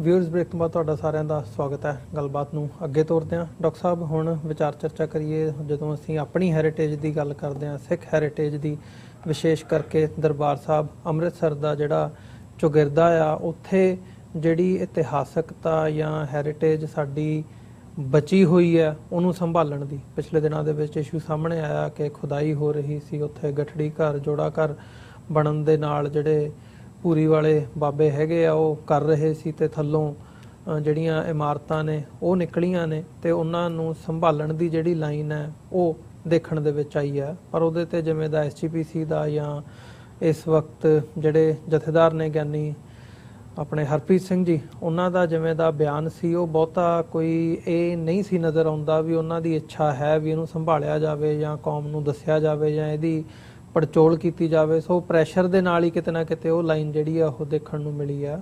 ਸੋ ਇਹ ਇਸ਼ੂ ਇੰਪੋਰਟੈਂਟ ਬਹੁਤ ਹੈ ਜਦੋਂ ਅਸੀਂ ਹਿਸਟੋਰੀਕਲ ਪਰਸਪੈਕਟਿਵ ਤੋਂ ਦੇਖਦੇ ਹਾਂ। ਤੇ ਉਹੀ ਗੱਲ ਫਿਰ ਆ ਜਾਂਦੀ ਹੈ ਇੱਥੇ ਵੀ ਕਿ ਹਕੂਮਤ ਦਾ ਹਮੇਸ਼ਾ ਇਹ ਜ਼ੋਰ ਹੁੰਦਾ ਕਿ ਇਤਿਹਾਸਕਤਾ ਨਾਲੋਂ ਕੌਮ ਨੂੰ ਤੋੜਿਆ ਜਾਵੇ। ਸੋ ਉਹੀ ਲਾਈਨ ਕਿਤੇ ਨਾ ਕਿਤੇ ਜਿਹੜੀ ਹੈ ਸਾਡੀਆਂ ਆਪਣੀਆਂ ਸੰਸਥਾਵਾਂ ਦੇ ਵਿੱਚ ਵੀ ਦੇਖਣ ਨੂੰ ਮਿਲਦੀ ਹੈ। ਇਹ ਇੱਕ ਵੱਡਾ ਸਵਾਲ ਹੈ। ਦੇਖੋ, ਫ੍ਰੀਲੈਂਸ ਰਾਈਟਰ, ਥਿੰਕਰ, ਐਂਥਰੋਪੋਲੋਜੀ ਨਾਲ ਵੀ ਉਹਨੂੰ ਜੋੜ ਕੇ ਕਿਹਾ ਜਾਂਦਾ ਹੈ, ਮਿਸਟਰ ਮਿਲਾਨ ਕੁੰਦਰਾ। ਉਹਨਾਂ ਦੀ ਇਹ ਕੋਟ ਵਰਲਡ ਫੇਮਸ ਹੈ ਕਿਉਂਕਿ ਜਿਹੜੀਆਂ ਸਿਵਲਾਈਜੇਸ਼ਨ ਤਹਿਜ਼ੀਬਾਂ ਵਾਈਪ ਆਊਟ ਹੋਣ ਦੇ ਕੰਢੇ ਤੇ ਨੇ ਜਾਂ ਜਿਹੜੀਆਂ ਆਪਣੀ ਹੋਂਦ ਲਈ ਸਟਰਗਲ ਕਰ ਰਹੀਆਂ ਜਾਂ ਜਿਹੜੀਆਂ ਕੌਮਾਂ ਲੜ ਰਹੀਆਂ ਨੇ, ਉਹਨਾਂ ਨੂੰ ਹਮੇਸ਼ਾ ਇਹ ਗੱਲ ਦੀ ਸਮਝ ਆਉਂਦੀ ਹੈ ਕਿ ਜੋ ਮਿਲਾਨ ਕੁੰਦਰਾ ਨੇ ਕਿਹਾ ਉਹਦੇ 'ਚ ਕਿਵੇਂ 100% ਸੱਚਾਈ ਹੈ। ਜਦੋਂ ਉਹਨੇ ਕਿਹਾ the first step towards liquidation of a people is to destroy its books, its culture, its history. Then have somebody to write new books, invent new culture, create new history. Before long, those people will forget what they were and what they are. और अगे लंबी coat है, उन्हें कहा भी ये जदों तुसी किसी ਸੱਭਿਅਤਾ ਨੂੰ, ਤਹਿਜ਼ੀਬ ਨੂੰ, ਕਿਸੇ ਨੇਸ਼ਨ ਨੂੰ ਤਬਾਹ ਕਰਨਾ ਹੈ, ਉਹਦੀਆਂ ਕਿਤਾਬਾਂ, ਉਸ ਦੀ ਤਹਿਜ਼ੀਬ ਔਰ ਉਹਦਾ ਇਤਿਹਾਸ, ਇਹ ਪਹਿਲਾਂ ਤਾਂ ਮਿਟਾਓ ਕਿਉਂਕਿ ਉਹ ਐਗਜ਼ਿਸਟਿੰਗ ਉਹਨਾਂ ਨੂੰ ਰਿਮਾਈਂਡਰ ਹੋਏਗਾ ਉਹਨਾਂ ਦੀ ਗਲੋਰੀ ਦਾ ਕਿ ਉਹ ਕਿੰਨੇ ਨੇ।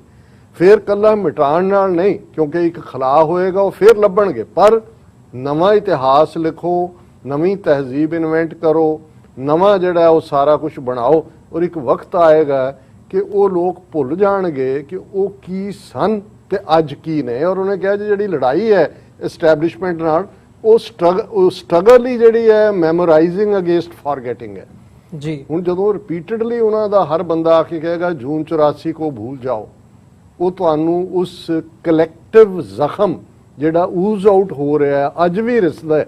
ਹੁਣ ਠੀਕ ਹੈ, ਸਾਡੇ ਥਿੰਕਰ ਕਹਿਣਗੇ ਕਿ ਜ਼ਖਮ ਨੂੰ ਸੂਰਜ ਬਣਾਓ, ਇਹ ਬਿਲਕੁਲ ਠੀਕ ਕਿਹਾ ਹੈ, ਸੂਰਜ ਬਣਾਓ, ਪਰ ਉਹ ਤਾਂ ਕਹਿੰਦੇ ਨੇ ਕਿ ਇਸ ਤੇ ਮਿੱਟੀ ਪਾਓ।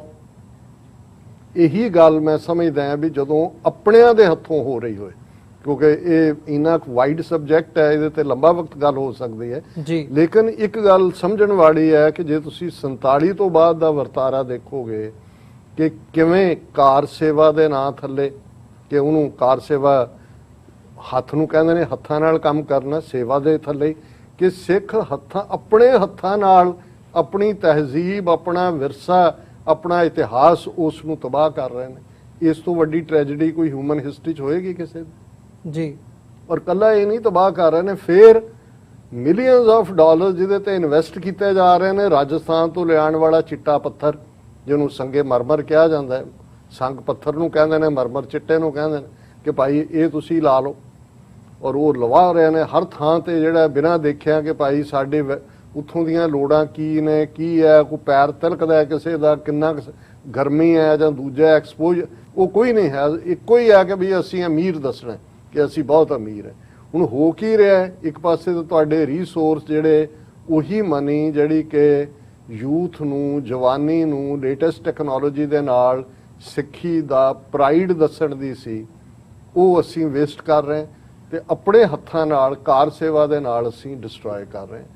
ਇਹ ਠੀਕ ਹੈ ਕਿ ਹੁਣ ਇਹ ਜਿਹੜਾ ਇਸ਼ੂ ਬੁੰਗਾ ਗਿਆਨੀਆਂ ਦਾ ਆਇਆ, ਜਿਹਦੇ ਤੋਂ ਬਾਅਦ ਸੋਸ਼ਲ ਮੀਡੀਆ ਦੇ ਉੱਤੇ ਕਾਫੀ ਗੱਲਬਾਤ ਹੋਈ ਔਰ ਇਸ ਦੇ ਉੱਤੇ ਸਰਦਾਰ ਵਡਾਲਾ ਜਿਹੜੇ ਹਜ਼ੂਰੀ ਰਾਗੀ ਰਹੇ ਨੇ, ਉਹਨਾਂ ਨੇ ਇਨੀਸ਼ੀਅਲੀ ਇਸ ਨੂੰ ਬੜਾ ਕਰੇਜ ਦੇ ਇਸ ਲਈ ਲਿਆ, ਲੇਕਿਨ ਕਰਦੇ ਕਰਾਂਦੇ ਤੁਸੀਂ ਦੇਖੋ ਵੀ 36-37 ਸਾਲ ਬੀਤਣ ਦੇ ਬਾਅਦ ਇੱਕ ਪਾਸੇ ਅਸੀਂ ਜੂਨ 84 ਦੇ ਲਈ ਇਹੀ ਸ਼੍ਰੋਮਣੀ ਕਮੇਟੀ ਹੈ ਜਿਨ੍ਹਾਂ ਦੇ ਕੋਲ ਸਿੱਖ ਰੈਫਰੈਂਸ ਲਾਇਬ੍ਰੇਰੀ ਦਾ ਚਾਰਜ ਸੀ, ਲੁੱਟ ਕੇ ਕਿੰਨੇ 135 ਟਰੰਕ ਭਰ ਕੇ ਲੈ ਗਏ ਸਾਡੇ, ਜਿਨ੍ਹਾਂ 'ਚ ਹੁਕਮਨਾਮੇ, ਪੁਰਾਤਨ ਬੀੜਾਂ। ਇਹੀ ਅਕਾਲੀ ਦਲ ਭਾਈਵਾਲ ਰਿਹਾ ਦਿੱਲੀ ਦੇ ਵਿੱਚ, ਵਾਜਪਾਈ ਦੇ ਨਾਲ ਵੀ, ਅਡਵਾਨੀ ਇਹਦੇ ਨਾਲ ਵੀ, ਮੋਦੀ ਦੇ ਨਾਲ ਵੀ। ਕਦੇ ਇਹਨਾਂ ਨੇ ਇਸ ਗੱਲ ਨੂੰ ਹਾਈਲਾਈਟ ਕੀਤਾ ਕਿ ਭਾਈ ਸਾਡਾ ਵਿਰਸਾ ਅਸੀਂ ਵਾਪਸ ਲਿਆਣਾ, ਸਾਡੀ ਹਿਸਟਰੀ ਡਿਸਟਰੋਇਡ ਹੈ। ਹੁਣ ਜੇ ਉੱਥੋਂ ਨਿਕਲ ਹੀ ਆਏ ਦੋ ਕਮਰੇ ਥੱਲੋਂ, ਕੱਲਾ ਇਹੀ ਨਹੀਂ ਵੀ ਸ਼੍ਰੋਮਣੀ ਕਮੇਟੀ ਨੇ ਪਹਿਲਾਂ ਉਹਨਾਂ ਤੋਂ ਇੱਕ ਗੁੰਡਿਆਂ ਵਾਲੀ ਅਪਰੋਚ ਦਵਾਈ, ਜਿਨ੍ਹਾਂ ਨੇ ਚੈਲੰਜ ਕਰਨ ਗਏ ਨੌਜਵਾਨਾਂ ਨੂੰ ਚੈਲੰਜ ਕੀਤਾ। ਗਿਆਨੀ ਹਰਪ੍ਰੀਤ ਸਿੰਘ ਨੇ ਕਿਵੇਂ ਐਕਟਿੰਗ ਕੀਤੀ ਅਕਾਲੀਆਂ ਦੇ ਲਈ, ਉਹ ਕਹਿੰਦਾ ਜੀ ਆ ਜਦੋਂ ਬੁਲਡੋਜ਼ਰ ਫਿਰੇ ਸੀ ਬਿਊਟੀਫਿਕੇਸ਼ਨ ਪਲਾਨ ਦੇ ਵੇਲੇ, ਉਦੋਂ ਇਹ ਕਿਉਂ ਨਹੀਂ ਸਾਹਮਣੇ ਆਏ। ਤੁਸੀਂ ਦੇਖੋ ਇਸ ਤੋਂ ਵੱਧਤਰ ਹੋਰ ਕੀ ਤੰਜ਼ ਹੋ ਸਕਦੀ ਹੈ ਕਿ ਭਾਈ ਜਿਹੜੇ ਉਦੋਂ ਆਪਣੀਆਂ ਸ਼ਹੀਦੀਆਂ ਦੇ ਰਹੇ ਸੀ ਉਹ ਤਾਂ ਉਸ ਸਿਸਟਮ ਦੇ ਖਿਲਾਫ ਲੜ ਰਹੇ ਸੀ, ਪਰ ਇਸ ਆਰਗੂਮੈਂਟ ਨੂੰ ਵਰਤਣਾ ਇਹ ਜਸਟੀਫਾਈ ਕਰਨ ਦੇ ਲਈ ਕਿ ਇਹ ਤਾਂ ਇੱਕ ਬਿਲਡਿੰਗ ਸੀ, ਪ੍ਰਾਈਵੇਟ ਸੀ, ਉਹ ਹੋ ਗਿਆ, ਹੁਣ ਉਹਦੇ ਜਿਹੜਾ ਉੱਪਰਲੀਆਂ 4 ਮੰਜ਼ਿਲਾਂ ਵੀ ਢਾਤੀਆਂ ਸੀ ਇਹ ਵੀ। ਲੇਕਿਨ ਮੈਂ ਜਿਹੜੀ ਪੋਜ਼ਿਟਿਵਿਟੀ ਦੇਖਦਾ ਹਰ ਗੱਲ ਨੈਗੇਟਿਵਿਟੀ ਦੀ ਤਾਂ ਹੈ ਹੀ ਹੈ ਕਿ ਇਹ ਜਿਹੜਾ ਬੈਕਲੈਸ਼ ਹੋਇਆ ਸਿੱਖਾਂ ਦੇ ਵਿੱਚ, ਉਹਦਾ ਨਤੀਜਾ ਅੱਜ ਦੀ ਜਦੋਂ ਅਸੀਂ ਇਹ ਲੇਟੈਸਟ ਖਬਰ ਦੇਖ ਰਹੇ ਹਾਂ, after flak Giani Harpreet Singh changes stance over heritage structure found at Darbar Sahib. ਹੁਣ ਉਹਨੂੰ ਇੱਕਦਮ ਇਹ ਯਾਦ ਆ ਗਿਆ ਕਿ ਭਾਈ ਇਹ ਜਿਹੜਾ should be made aware, Sangat should be made aware about dismantling of heritage which was carried out by Government of India after 1984। ਕਹਿੰਦੇ ਅਸੀਂ ਚਾਹੁੰਦੇ ਹਾਂ ਕਿ ਇਹਦੇ ਨਾਲ ਕੋਈ ਟੈਂਪਰ ਨਾ ਹੋਏ, ਅਸੀਂ ਇਸ ਸਟਰਕਚਰ ਨੂੰ, the structure should be kept out of the new building of Jodakar so that it can draw the attention of the devotees and they can learn that once there were glorious buildings constructed by the Sikhs in the ਹੁਣ ਇਹ ਇਹਨੂੰ ਯਾਦ ਆਇਆ। ਇਹਦਾ ਮਤਲਬ ਇਹ ਹੈ ਕਿ ਸਾਰੇ ਨਾਲ ਰਲੇ ਹੋਏ ਨੇ, ਇਹ ਨਹੀਂ ਹੈ ਕਿ ਵੀ ਇਹ ਤਾਂ ਅਨਪੜ੍ਹ ਨਹੀਂ ਹੈ। ਅਸੀਂ ਜਦੋਂ ਆਮ ਆਪਣੇ ਅਕਾਲੀ ਲੀਡਰਸ਼ਿਪ ਦਾ ਇੱਕ ਪੀਰੀਅਡ 'ਚ ਕਹਿੰਦੇ ਸੀ ਇਹ ਤਾਂ ਆਪਣੇ ਆਪ ਨੂੰ ਬੜਾ ਸਕਾਲਰਲੀ, ਕਈ ਇਹਨੂੰ PhD ਵੀ ਕਹਿੰਦੇ ਨੇ, ਪਤਾ ਨਹੀਂ ਹੈ ਕਿ ਨਹੀਂ ਹੈ, ਲੇਕਿਨ ਗੱਲ ਇਹ ਨਹੀਂ ਹੈ। ਇੱਕ ਕਾਮਨ ਬੰਦਾ ਜਿਹੜਾ ਹੈ ਉਹ ਇਸ ਗੱਲ ਨੂੰ ਸਮਝਦਾ ਹੈ ਕਿ ਵਿਰਸਾ ਕੀ ਹੁੰਦਾ ਹੈ, ਹੈਰੀਟੇਜ ਕੀ ਹੁੰਦਾ ਹੈ, ਕਿ ਭਾਈ ਤੁਹਾਡਾ ਬੁੰਗਾ ਗਿਆਨੀ ਆ ਪ੍ਰਾਈਵੇਟ ਹੀ ਸਹੀ, ਪਰ ਜਿਹੜੀ 150 ਸਾਲ ਪਹਿਲਾਂ ਦੀ ਬਣੀ ਹੋਈ ਇਮਾਰਤ ਹੈ ਉਹ ਹੈਰੀਟੇਜ ਹੈ। ਤੁਸੀਂ ਉਹਨੂੰ ਜੇ ਤਬਾਹ ਕਰਨ ਤੇ ਆਲਰੇਡੀ ਤੁਸੀਂ ਇਤਿਹਾਸਕਤਾ ਗੁਰੂ ਸਾਹਿਬਾਨ ਪੀਰੀਅਡ ਦੀ ਉਹ ਤਬਾਹ ਕੀਤੀ, ਉਹ ਚਮਕੌਰ ਦੀ ਗੜੀ ਹੋਏ, ਉਹ ਫਤਿਹਗੜ੍ਹ ਸਾਹਿਬ ਦਾ ਬੁਰਜ ਤੋਂ ਲੈ ਕੇ ਕਿੰਨੇ ਗਣਾਏ ਜਾ ਸਕਦੇ ਨੇ, ਉਹ ਦਰਖਤ ਹੋਏ ਭੰਗਾਣੀ ਸਾਹਿਬ ਜਿਹਦੇ ਥੱਲੇ ਗੁਰੂ ਸਾਹਿਬ ਨੇ ਪੀਰ ਬੁੱਧੂ ਸ਼ਾਹ ਔਰ ਦੂਸਰੇ ਜਰਨੈਲਾਂ ਨੂੰ ਸਭ ਕੱਟ ਕਟਾ ਕੇ ਜਿਹੜੇ ਨੇ ਉਹ ਲੈਵਲ ਕੀਤੇ ਹੋਏ ਨੇ। ਪਰ ਹੁਣ ਤੁਸੀਂ ਉਸ ਦਰਬਾਰ ਸਾਹਿਬ ਦੀ ਸਰਾਊਂਡਿੰਗ ਚੋਂ ਜੂਨ 84 ਦੀਆਂ ਸਾਰੀਆਂ ਨਿਸ਼ਾਨੀਆਂ ਮਿਟਾਈਆਂ। ਗੁਰੂ ਰਾਮਦਾਸ ਸਰਾਂ, ਜਿਹਨੂੰ ਅਜੇ 2 ਦਿਨ ਪਹਿਲਾਂ ਸ਼੍ਰੋਮਣੀ ਕਮੇਟੀ ਦੀ ਐਗਜ਼ੈਕਟਿਵ ਮਤਾ ਕਰਦੀ ਹੈ ਜੀ ਇਹਨੂੰ ਢਾਹ ਦਿਓ, ਵੀ 83 ਸਾਲ ਪੁਰਾਣੀ ਤੁਹਾਡੀ ਇਤਿਹਾਸਕ ਬਿਲਡਿੰਗ, 250 ਕਮਰੇ ਬਣੇ ਹੋਏ ਨੇ। ਬਿਲਡਿੰਗ ਐਕਸਪਰਟ ਕਹਿੰਦੇ ਨੇ ਅਗਲੇ 100 ਸਾਲ ਇਸ ਬਿਲਡਿੰਗ ਦਾ ਕੁਝ ਨਹੀਂ ਵਿਗੜਦਾ। ਕਿਹਦੇ ਕਹਿਣ ਤੇ ਕਰ ਰਹੇ ਨੇ?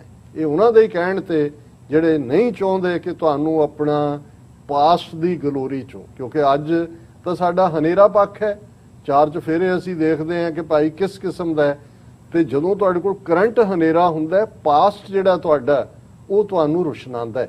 ਫਿਊਚਰ ਦੀ ਹੋਪ, ਡ੍ਰੀਮਸ ਤਾਂ ਤੁਸੀਂ ਦੇਖੋਗੇ, ਜੇ ਤੁਹਾਡਾ ਪਾਸਟ ਵੀ ਤੁਹਾਡੇ ਕੋਲ ਨਹੀਂ ਹੈ, ਕਰੰਟ ਤੁਹਾਡਾ ਜਿਹੜਾ ਹਨੇਰੇ 'ਚ ਹੈ, ਫਿਰ ਤਾਂ ਸੁਸਾਈਡ ਹੀ ਹੁੰਦੇ ਨੇ, ਜਾਂ ਫਿਰ ਕਨਵਰਸ਼ਨਸ ਹੁੰਦੀਆਂ ਜੋ ਟ੍ਰੈਂਡ ਅੱਜ ਪੰਜਾਬ 'ਚੋਂ ਈਸਾਈ ਆ ਜਾਣ, ਕੋਈ ਹੋਰ ਆ ਜਾਣ, ਕੋਈ ਪੈਸੇ ਦੇ ਕੇ ਲੈ ਜਾਏ, ਕੋਈ ਸਿਰ ਮੁਨਾਣ ਨੂੰ ਕਹਿ ਦੇ ਉਹ ਕਿ ਕੈਨੇਡਾ ਲੈ ਜਾਏਗਾ, ਉਹਦੇ ਲਈ ਤਿਆਰ ਹੁੰਦੇ। ਇਹ ਜਿਹੜੀਆਂ ਪਰਪੱਖ ਕੌਮਾਂ ਹੁੰਦੀਆਂ ਨੇ ਜਾਂ ਉਹਨਾਂ ਦੇ ਜਵਾਨ ਹੁੰਦੇ ਨੇ ਉਹ ਇਵੇਂ ਨਹੀਂ ਕਰਦੇ, ਪਰ ਇਹ ਉਸ ਫਰਸਟ੍ਰੇਸ਼ਨ 'ਚੋਂ ਹੀ ਹੈ। ਔਰ ਇਹ ਸਾਰੇ ਲੋਕ ਜਿਹੜੇ ਨੇ ਉਹ ਕਿਤੇ ਨਾ ਕਿਤੇ ਉਹ ਜਿਹੜੀ ਵੱਡੀ ਖੇਡ ਹੈ ਦਿੱਲੀ ਵਾਲਿਆਂ ਦੀ ਗ੍ਰੇਟਰ ਗੇਮ, ਇਧਰ ਤਾਂ ਵੱਡੀਆਂ ਤਾਕਤਾਂ ਦੀ ਹੋਏਗੀ, but Hindu ਤਵੀਆਂ the greater game ਜਿਹੜੀ ਹੈ ਸਿੱਖਾਂ ਨੂੰ ਉਹਨਾਂ ਦੇ ਪਾਸਟ ਨਾਲੋਂ ਤੋੜਨਾ, ਗਲੋਰੀ ਨਾਲੋਂ ਤੋੜਨਾ ਐਂਡ ਇਵੈਂਚੁਅਲੀ ਉਹਨਾਂ ਨੂੰ ਘੇਰ ਕਰਕੇ ਹਿੰਦੂਤਵਾ ਦੇ ਖਾਰੇ ਸਮੁੰਦਰ ਦੇ ਵਿੱਚ ਡਿਸਟਰੋਏ ਕਰਨਾ, ਜਿਵੇਂ ਕਿ ਉਹਨਾਂ ਨੇ ਬੁੱਧ ਧਰਮ ਨੂੰ ਕੀਤਾ।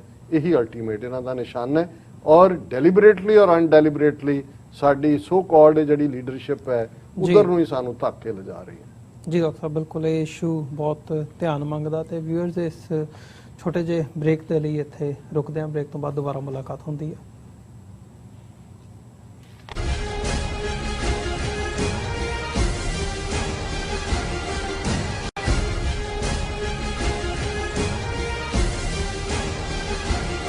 ਕੀ ਤੁਸੀਂ ਰੋਜ਼ਾਨਾ ਕੰਮ ਤੇ ਆਪਣਾ ਵਧੇਰੇ ਸਮਾਂ ਬਿਤਾਉਣ ਤੋਂ ਪਰੇਸ਼ਾਨ ਹੋ?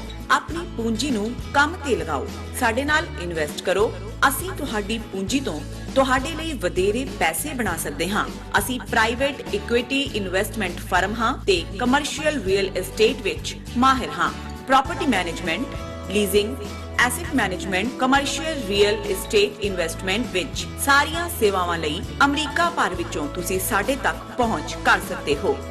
ਆਜ਼ਾਦ ਕਮਰਸ਼ੀਅਲ ਰੀਅਲਟੀ ਸਰਵਿਸਿਜ਼ ਤੇ Azad family trust, 701 north post oak road, suite number 204, Houston, Texas. ਤੁਸੀਂ ਸਾਨੂੰ ਸਾਡੇ ਫੋਨ ਨੰਬਰ 7136861277 ਤੇ ਵੀ ਸੰਪਰਕ ਕਰ ਸਕਦੇ ਹੋ। Azad commercial realty services.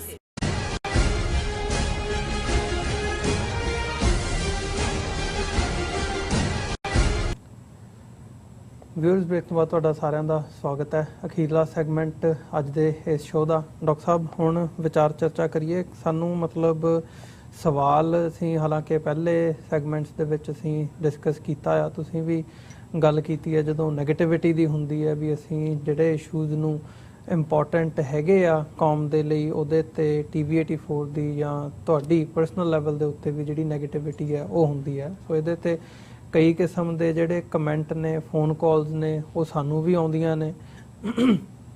ਜਿਹੜੇ ਬੰਦੇ ਨੇ ਉਹ ਕਿਸ ਲੈਵਲ ਤੇ ਜਾ ਕੇ ਉਹ ਮਾੜੀ ਸ਼ਬਦਾਵਲੀ ਵਰਤਦੇ ਆ, ਵਿਸ਼ੇਸ਼ ਤੌਰ ਤੇ ਉਹਨਾਂ ਦਾ ਨਿਸ਼ਾਨਾ ਜਿਹੜਾ ਹੁੰਦਾ, ਟਾਰਗੇਟ ਹੁੰਦਾ, ਉਹ ਹੁੰਦਾ ਸਿੱਖਾਂ ਤੇ ਮੁਸਲਮਾਨਾਂ ਦੀ ਜਿਹੜੀ ਸਾਂਝ ਹੈ ਉਹਨੂੰ ਮੁੱਖ ਰੱਖਦਿਆਂ ਹੋਇਆ।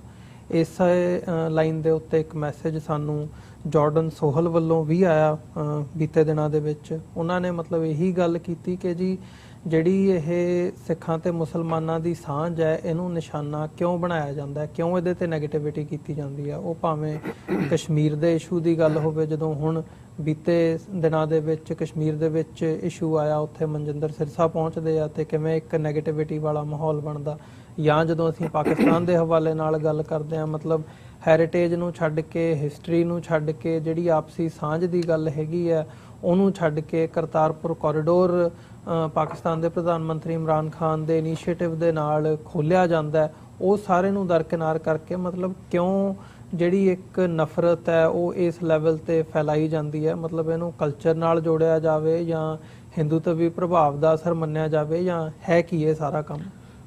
ਦੇਖੋ, ਇਸ ਦੇ ਵਿੱਚ ਦੋ ਸ਼੍ਰੇਣੀਆਂ ਜਾਂ ਦੋ ਕਲਾਸਿਸ ਦੇ ਲੋਕਾਂ ਨੂੰ ਅਸੀਂ ਦੇਖ ਸਕਦੇ ਹਾਂ। ਇੱਕ ਤਾਂ ਜਿਵੇਂ ਅਸੀਂ ਪਹਿਲੇ ਸੈਗਮੈਂਟ ਦੇ ਵਿੱਚ ਵੀ ਗੱਲ ਕੀਤੀ ਕਿ ਹਿੰਦੂਤਵਾ ਦੀ ਆਈਡੀਓਲੋਜੀ ਵਾਲੇ ਜਿਨ੍ਹਾਂ ਨੇ ਪਗੜੀ ਧਾਰੀ ਸਿੱਖ ਬਣਾਏ ਹੋਏ ਨੇ ਔਰ ਉਹ ਉਹਨਾਂ ਦੇ ਚੈਨਲਸ, ਪ੍ਰਿੰਟ ਮੀਡੀਆ ਜਾਂ ਅਦਰਵਾਈਜ਼ ਸੋਸ਼ਲ ਮੀਡੀਆ ਤੇ ਬੈਠ ਕੇ ਸਿੱਖ ਨਾਵਾਂ ਦੇ ਥੱਲੇ ਜਿਹੜਾ ਹੈ ਉਹ ਪੂਰੀ ਨਫ਼ਰਤ ਮੁਸਲਮਾਨਾਂ ਦੇ ਖਿਲਾਫ, ਪਾਕਿਸਤਾਨ ਦੇ ਖਿਲਾਫ ਔਰ ਉਹਦੇ 'ਚ ਈਵਨ ਜਿਹੜੀ ਸਿੱਖ ਹਿਸਟਰੀ ਜਿਹੜੀ ਕਿ 5.5 ਸਦੀਆਂ ਦੀ, ਉਸ ਦੇ ਵਿੱਚੋਂ ਜਿਹੜਾ ਹੈ ਉਹ ਐਂਟਾਈ ਮੁਸਲਮ ਐਲੀਮੈਂਟ ਖੁਦ ਹੀ ਕ੍ਰੀਏਟ ਕਰਕੇ ਉਹਨੂੰ ਡਿਫਰੈਂਟ ਸਪਿਨ ਦੇ ਕੇ ਪ੍ਰਚਾਰਦੇ ਨੇ। ਉਹਨਾਂ ਬਾਰੇ ਤਾਂ ਇੱਕੋ ਹੀ ਗੱਲ ਦੇ ਵਿੱਚ, ਔਰ ਇਸ ਗੱਲ ਨੂੰ ਵੀ ਸ਼ਾਇਦ ਸਾਡੇ ਦਾਨਿਸ਼ਵਰਾਂ 'ਚੋਂ ਤਾਂ ਹਰਿੰਦਰ ਸਿੰਘ ਮਹਿਬੂਬ ਅਸੀਂ ਉਹਨਾਂ ਨੂੰ ਕੋਟ ਕਰਦੇ, ਲੇਕਿਨ ਜੇ ਕਹਿਣਾ ਹੋਏ ਕਿ ਮੋਸਟ ਇਫੈਕਟਿਵ ਜਿਹੜਾ ਜੂਨ 84 ਦੇ ਹਮਲੇ ਨੂੰ ਡਿਫਾਈਨ ਕਰਦਾ, ਉਹਨੂੰ ਪਰਿਭਾਸ਼ਿਤ ਕਰਦਾ, ਅਫਜ਼ਲ ਅਹਿਸਨ ਰੰਧਾਵਾ ਦੀ ਇੱਕ ਲਾਈਨ ਕਿ ਵੈਰੀਆਂ ਕੱਢ ਵਿਖਾਲਿਆ 5 ਸਦੀਆਂ ਦਾ ਵੈਰ।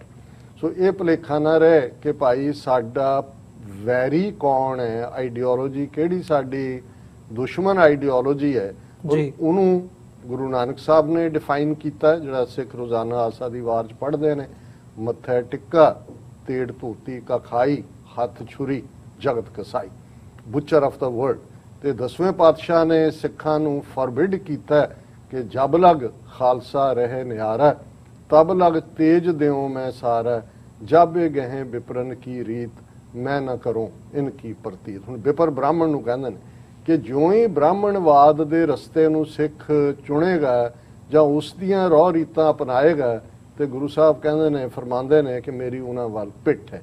ਜੀ। ਤਾਂ ਮੈਂ ਸਮਝਦਾ ਹਾਂ ਵੀ ਇਸ ਕਿਸਮ ਦਾ ਆਨਸਰ ਜਿਹੜੀ ਦੂਸਰੀ ਕੈਟਾਗਰੀ ਹੈ, ਜਿਹੜੀ ਕੁਝ ਹੱਦ ਤੱਕ ਭਾਵਕ ਹੈ, ਐਮੋਸ਼ਨਲ ਹੈ, ਔਰ ਐਮੋਸ਼ਨ ਨੂੰ ਪਹਿਲੀ ਕੈਟਾਗਰੀ ਹਿੰਦੂ ਤਵੀਆਂ ਦੀ ਪੂਰੀ ਹਵਾ ਦਿੰਦੀ ਹੈ।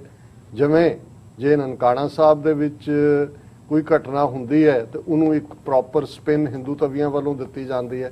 ਔਰ ਤੁਹਾਨੂੰ ਕਦੇ ਵੀ ਮਨਜਿੰਦਰ ਸਰਸਾ ਵਰਗੀ ਕੈਟਾਗਰੀ ਦੇ ਲੋਕ ਸਿੱਖ ਮੁੱਦਿਆਂ ਦੇ ਉੱਤੇ ਗੱਲ ਕਰਦੇ ਨਜ਼ਰ ਨਹੀਂ ਆਣਗੇ। ਜਿਹੜੇ ਬੇਸਿਕ ਇਸ਼ੂ ਨੇ ਉਹ ਤੁਹਾਨੂੰ ਉਦੋਂ ਹੀ ਨਜ਼ਰ ਆਣਗੇ। ਕੈਪਟਨ ਅਮਰਿੰਦਰ ਜਾਂ ਮਨਜਿੰਦਰ ਸਰਸਾ, ਇਹਨਾਂ ਨੇ ਕਰਤਾਰਪੁਰ ਲਾਂਘਾ ਕਿਉਂ ਨਹੀਂ ਖੋਲਿਆ ਫਰਵਰੀ 2020 ਤੋਂ ਬਾਅਦ ਹੁਣ ਤੱਕ, ਤੁਹਾਨੂੰ ਇਹਦੇ ਤੇ ਉਹਨਾਂ ਦਾ ਕੋਈ ਬਿਆਨ ਨਹੀਂ ਨਜ਼ਰ ਆਏਗਾ।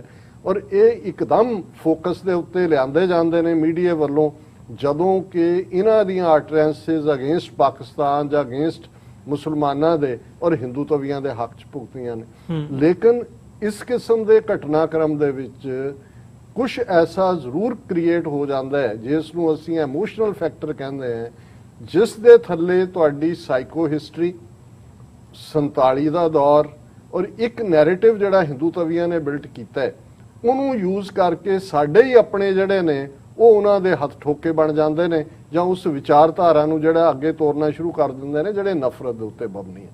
ਸੋ ਅਸੀਂ, ਕਿਉਂਕਿ ਨਾ ਤਾਂ ਸਾਡਾ ਇਹ ਸਟਾਈਲ ਹੈ ਪਿਛਲੇ 30 ਸਾਲ 'ਚ ਵੀ ਕਿਸੇ ਨੂੰ ਅਸੀਂ ਨਾਂ ਲੈ ਕੇ, ਜਾਂ ਕਿਉਂਕਿ ਇਹ ਜਿਵੇਂ ਤੁਸੀਂ ਕਿਹਾ ਜਾਰਡਨ ਸੌਲ ਹੋਰਾਂ ਦੀ ਸਾਨੂੰ ਵੀ ਇਹ ਲਿਖਤ ਆਈ ਤੇ ਅਸੀਂ ਇਸ ਨੂੰ ਰਿਸਪੌਂਡ ਕਰ ਰਹੇ ਹਾਂ ਕਿ ਦੇਖੋ, ਪਹਿਲੀ ਗੱਲ ਤਾਂ ਅਸੀਂ ਇਹ ਸਪਸ਼ਟ ਕਰ ਦਈਏ, ਪ੍ਰਿੰਸੀਪਲੀ ਜੀ ਸਿੱਖ ਧਰਮ ਕਿਸੇ ਧਰਮ ਦੇ ਖਿਲਾਫ ਨਹੀਂ ਹੈ। ਔਰ ਇਹ ਗੱਲ ਮੁੱਢਲੇ ਤੌਰ ਤੇ ਜਦੋਂ ਗੁਰੂ ਨਾਨਕ ਸਾਹਿਬ ਬਗਦਾਦ, ਜਿਹੜਾ ਇਸਲਾਮਿਕ ਸਿਵਲਾਈਜੇਸ਼ਨ ਦਾ ਹੈੱਡਕੁਆਰਟਰ ਸੀ, ਉੱਥੇ ਉਹਨਾਂ ਦਾ ਡਾਇਲੌਗ ਹੁੰਦਾ ਹੈ, ਗੋਸ਼ਟੀ ਹੁੰਦੀ ਹੈ, ਤੇ ਉਹ ਜਾਣਨਾ ਚਾਹੁੰਦੇ ਨੇ ਗੁਰੂ ਨਾਨਕ ਸਾਹਿਬ ਦੀ ਆਪਣੀ ਲਿਖੀ ਬਾਣੀ ਜਿਹੜੀ ਉਹਨਾਂ ਦੇ ਕੋਲ ਪੁਸਤਕ ਰੂਪ 'ਚ ਸੀ, ਕਿ ਪੁੱਛਣ ਖੋਲ ਕਿਤਾਬ ਨੂੰ, ਹਿੰਦੂ ਵੱਡਾ ਕਿ ਮੁਸਲਮਾਨ ਹੋਈ, ਬਾਬਾ ਆਖੇ ਹਾਜੀਆਂ, ਸ਼ੁਭ ਅਮਲਾਂ ਬਾਝੋਂ ਦੋਨੋਂ ਰੋਈ। ਉਹਨਾਂ ਨੂੰ ਪੁੱਛਦੇ ਨੇ ਕਿ ਦੱਸੋ ਮਜ਼ਹਬ ਹਿੰਦੂ ਵੱਡਾ ਹੈ ਕਿ ਮੁਸਲਮਾਨ ਜੀ? ਤੇ ਗੁਰੂ ਸਾਹਿਬ ਨੇ ਕਿਹਾ ਕਿ ਭਾਈ ਰੱਬ ਦੀ ਦਰਗਾਹ ਦੇ ਵਿੱਚ ਅਮਲ, ਤੁਹਾਡਾ ਜ਼ਿੰਦਗੀ ਕਿਵੇਂ ਤੁਸੀਂ ਗੁਜ਼ਾਰੀ ਹੈ, ਕੀਤਾ ਕੀ ਹੈ, ਜਿਹਨੂੰ ਅਲਾਮਾ ਇਕਬਾਲ ਨੇ ਕਿਹਾ ਅਮਲ ਸੇ ਜ਼ਿੰਦਗੀ ਬਣਤੀ ਹੈ, जन्नत भी जहन्नम भी ये खाकी अपनी फितरत से ना ਨੂਰੀ ਹੈ ਨਾ ਨਾਰੀ ਹੈ। ਹੁਣ ਇਹੀ ਸਵਾਲ 10ਵੇਂ ਪਾਤਸ਼ਾਹ ਨੂੰ ਬਹਾਦਰ ਸ਼ਾਹ ਜਿਹੜਾ ਵੇਲੇ ਦਾ ਬਾਦਸ਼ਾਹ ਹੈ ਉਸ ਦਾ ਇੱਕ ਵੱਡਾ ਦਰਬਾਰੀ ਗੁਰੂ ਸਾਹਿਬ ਨੂੰ ਪੁੱਛਦਾ ਹੈ ਕਿ ਮਜ਼ਹਬ ਹਿੰਦੂ ਖੂਬ ਕਿ ਮੁਸਲਮਾਨ ਖੂਬ, ਤੇ ਗੁਰੂ ਸਾਹਿਬ ਨੇ ਕਿਹਾ ਹਿੰਦੂ ਕੋ ਹਿੰਦੂ ਖੂਬ, ਮੁਸਲਮਾਨ ਕੋ ਮੁਸਲਮਾਨ ਖੂਬ। ਹੁਣ ਇਹ ਗੱਲ ਬੜੀ ਇੰਪੋਰਟੈਂਟ ਹੈ ਸਮਝਣੀ ਕਿ 18ਵੀਂ ਸਦੀ 'ਚ ਵੀ ਸਾਡੀ ਸਟਰਗਲ ਕੋਈ ਇਸਲਾਮ ਦੇ ਖਿਲਾਫ ਨਹੀਂ ਸੀ। ਜਿਹੜਾ ਇੱਕ ਤਬਕਾ ਅੱਜ ਸਿੱਖ ਧਰਮ ਨੂੰ ਮੁੱਢਲੇ ਤੌਰ ਤੇ ਇਸਲਾਮ ਦੇ ਖਿਲਾਫ ਪ੍ਰੂਵ ਕਰਨਾ ਚਾਹੁੰਦਾ ਹੈ, ਉਹ ਭਾਈ ਮਰਦਾਨਾ, ਸਾਈਂ ਮੀਆਂ ਮੀਰ, ਪੀਰ ਬੁੱਧੂ ਸ਼ਾਹ, ਨਬੀ ਖਾਨ, ਗਨੀ ਖਾਨ, ਰਾਏ ਕੱਲਾ, ਨਿਹੰਗ ਖਾਨ, ਇਸ ਸਾਰੇ ਇਤਿਹਾਸ ਨੂੰ ਕਿਵੇਂ ਬਿਆਨਣਗੇ? ਕਿਉਂਕਿ ਜੇ ਸਿੱਖੀ ਦਾ ਮੂਲ ਧੁਰਾ ਇਸਲਾਮ ਦੀ ਵਿਰੋਧਤਾ ਹੁੰਦੀ ਤੇ ਇਹ ਆਪਣੇ ਕਿਸਮ ਦੇ ਜਿਹੜੇ ਯੂਨੀਕ ਮਜ਼ਹਬੀ ਸ਼ਖਸੀਅਤਾਂ ਸੀ ਇਹ ਆ ਕੇ ਸਿੱਖੀ ਨਾਲ ਨਾ ਖਲੋਂਦੀਆਂ। ਇਸੇ ਤਰ੍ਹਾਂ ਅੱਜ ਅਸੀਂ ਕੋਈ ਹਿੰਦੂ ਧਰਮ ਦੀ ਖਿਲਾਫਤ ਨਹੀਂ ਕਰਦੇ, ਇਹ ਗੱਲ ਦਾ ਕੋਈ ਭੁਲੇਖਾ ਨਹੀਂ ਹੋਣਾ ਚਾਹੀਦਾ। ਉਦੋਂ ਵੀ ਸਾਡੀ ਸਟਰਗਲ, ਅਸੀਂ ਇਸ ਨਤੀਜੇ ਤੇ ਪਹੁੰਚੇ ਸੀ ਕਿ ਭਾਈ ਜ਼ੁਲਮ ਦੀ ਅਖੀਰ ਹੈ, ਹੁਣ ਅਸੀਂ ਆਪਣੀ ਸੋਵਰਨਿਟੀ ਲੈਣੀ ਹੈ।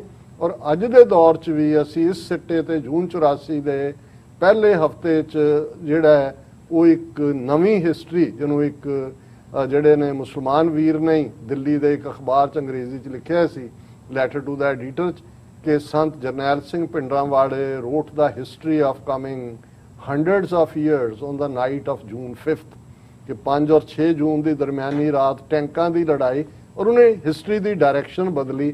ਔਰ ਅਸੀਂ ਇਸ ਕਨਕਲੂਜਨ ਤੇ ਪਹੁੰਚੇ ਕਿ ਭਾਈ ਨੋ ਮੋਰ ਵਿਦ ਹਿੰਦੂ ਇੰਡੀਆ, ਹੁਣ ਖਤਮ, ਅਸੀਂ ਆਪਣਾ ਮੁਲਕ ਬਣਾਵਾਂਗੇ।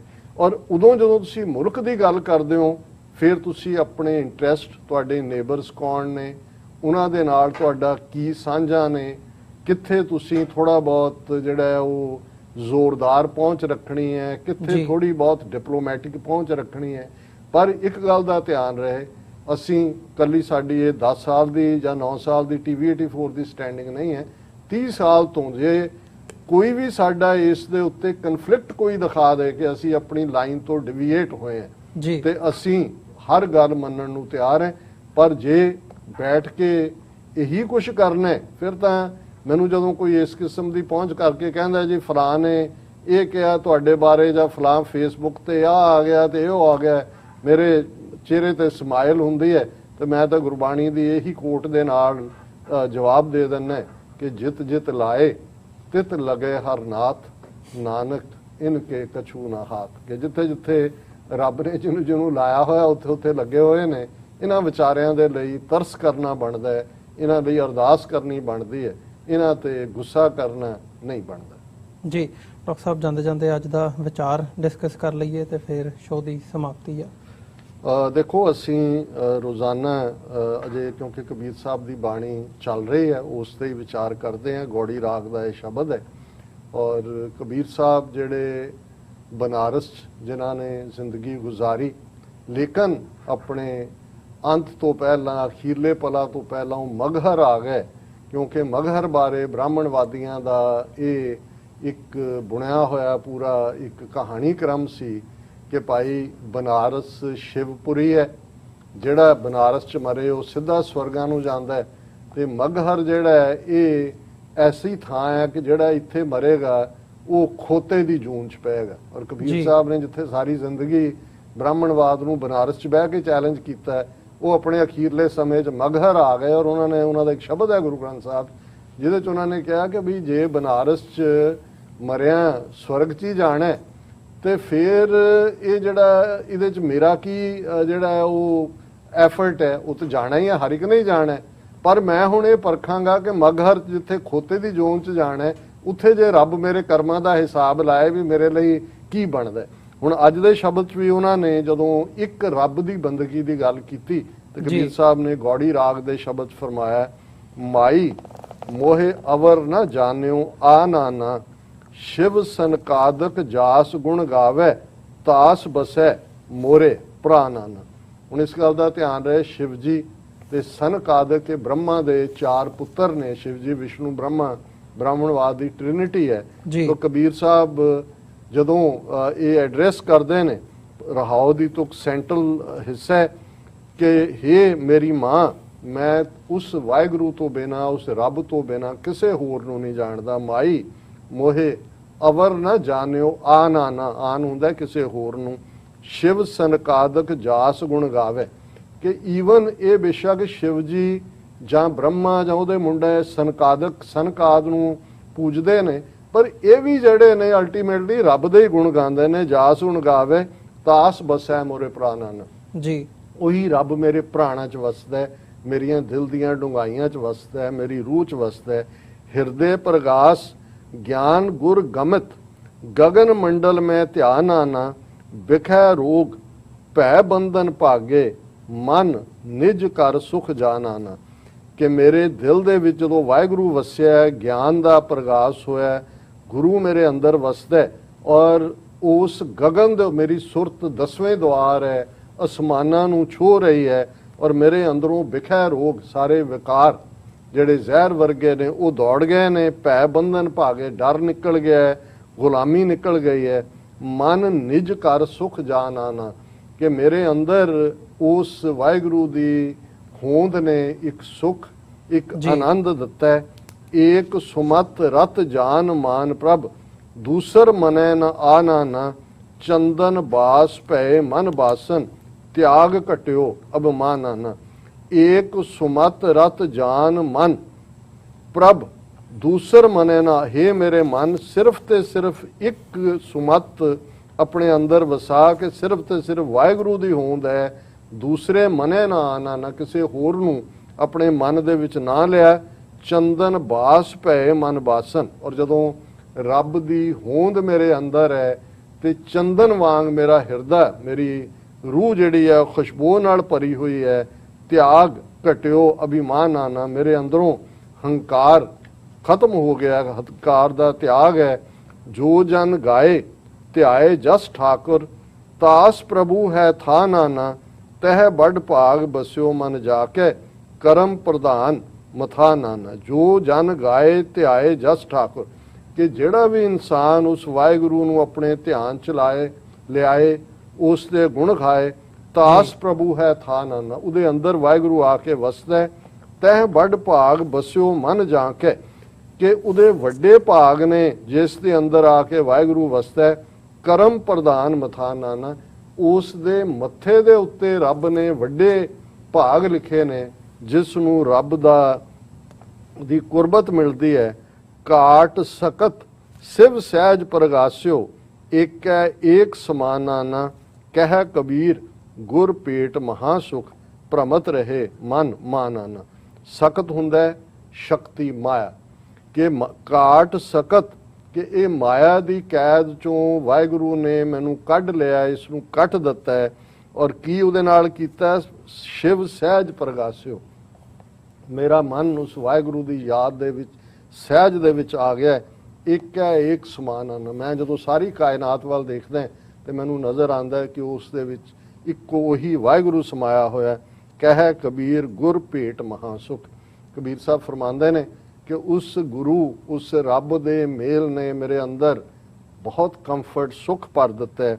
ਭ੍ਰਮਤ ਰਹੇ ਮਨ ਮਾਨਾ, ਜਿਹੜਾ ਮੇਰਾ ਮਨ ਭ੍ਰਮਦਾ ਸੀ, ਡੋਲਦਾ ਸੀ ਇੱਧਰ ਉੱਧਰ, ਉਹ ਆ ਕੇ ਟਿਕ ਗਿਆ। ਮੈਂ ਸਹਿਜ ਦੇ ਘਰ 'ਚ ਹਾਂ ਔਰ ਮੇਰਾ ਮਨ ਆਨੰਦ ਦੇ ਵਿੱਚ ਹੈ।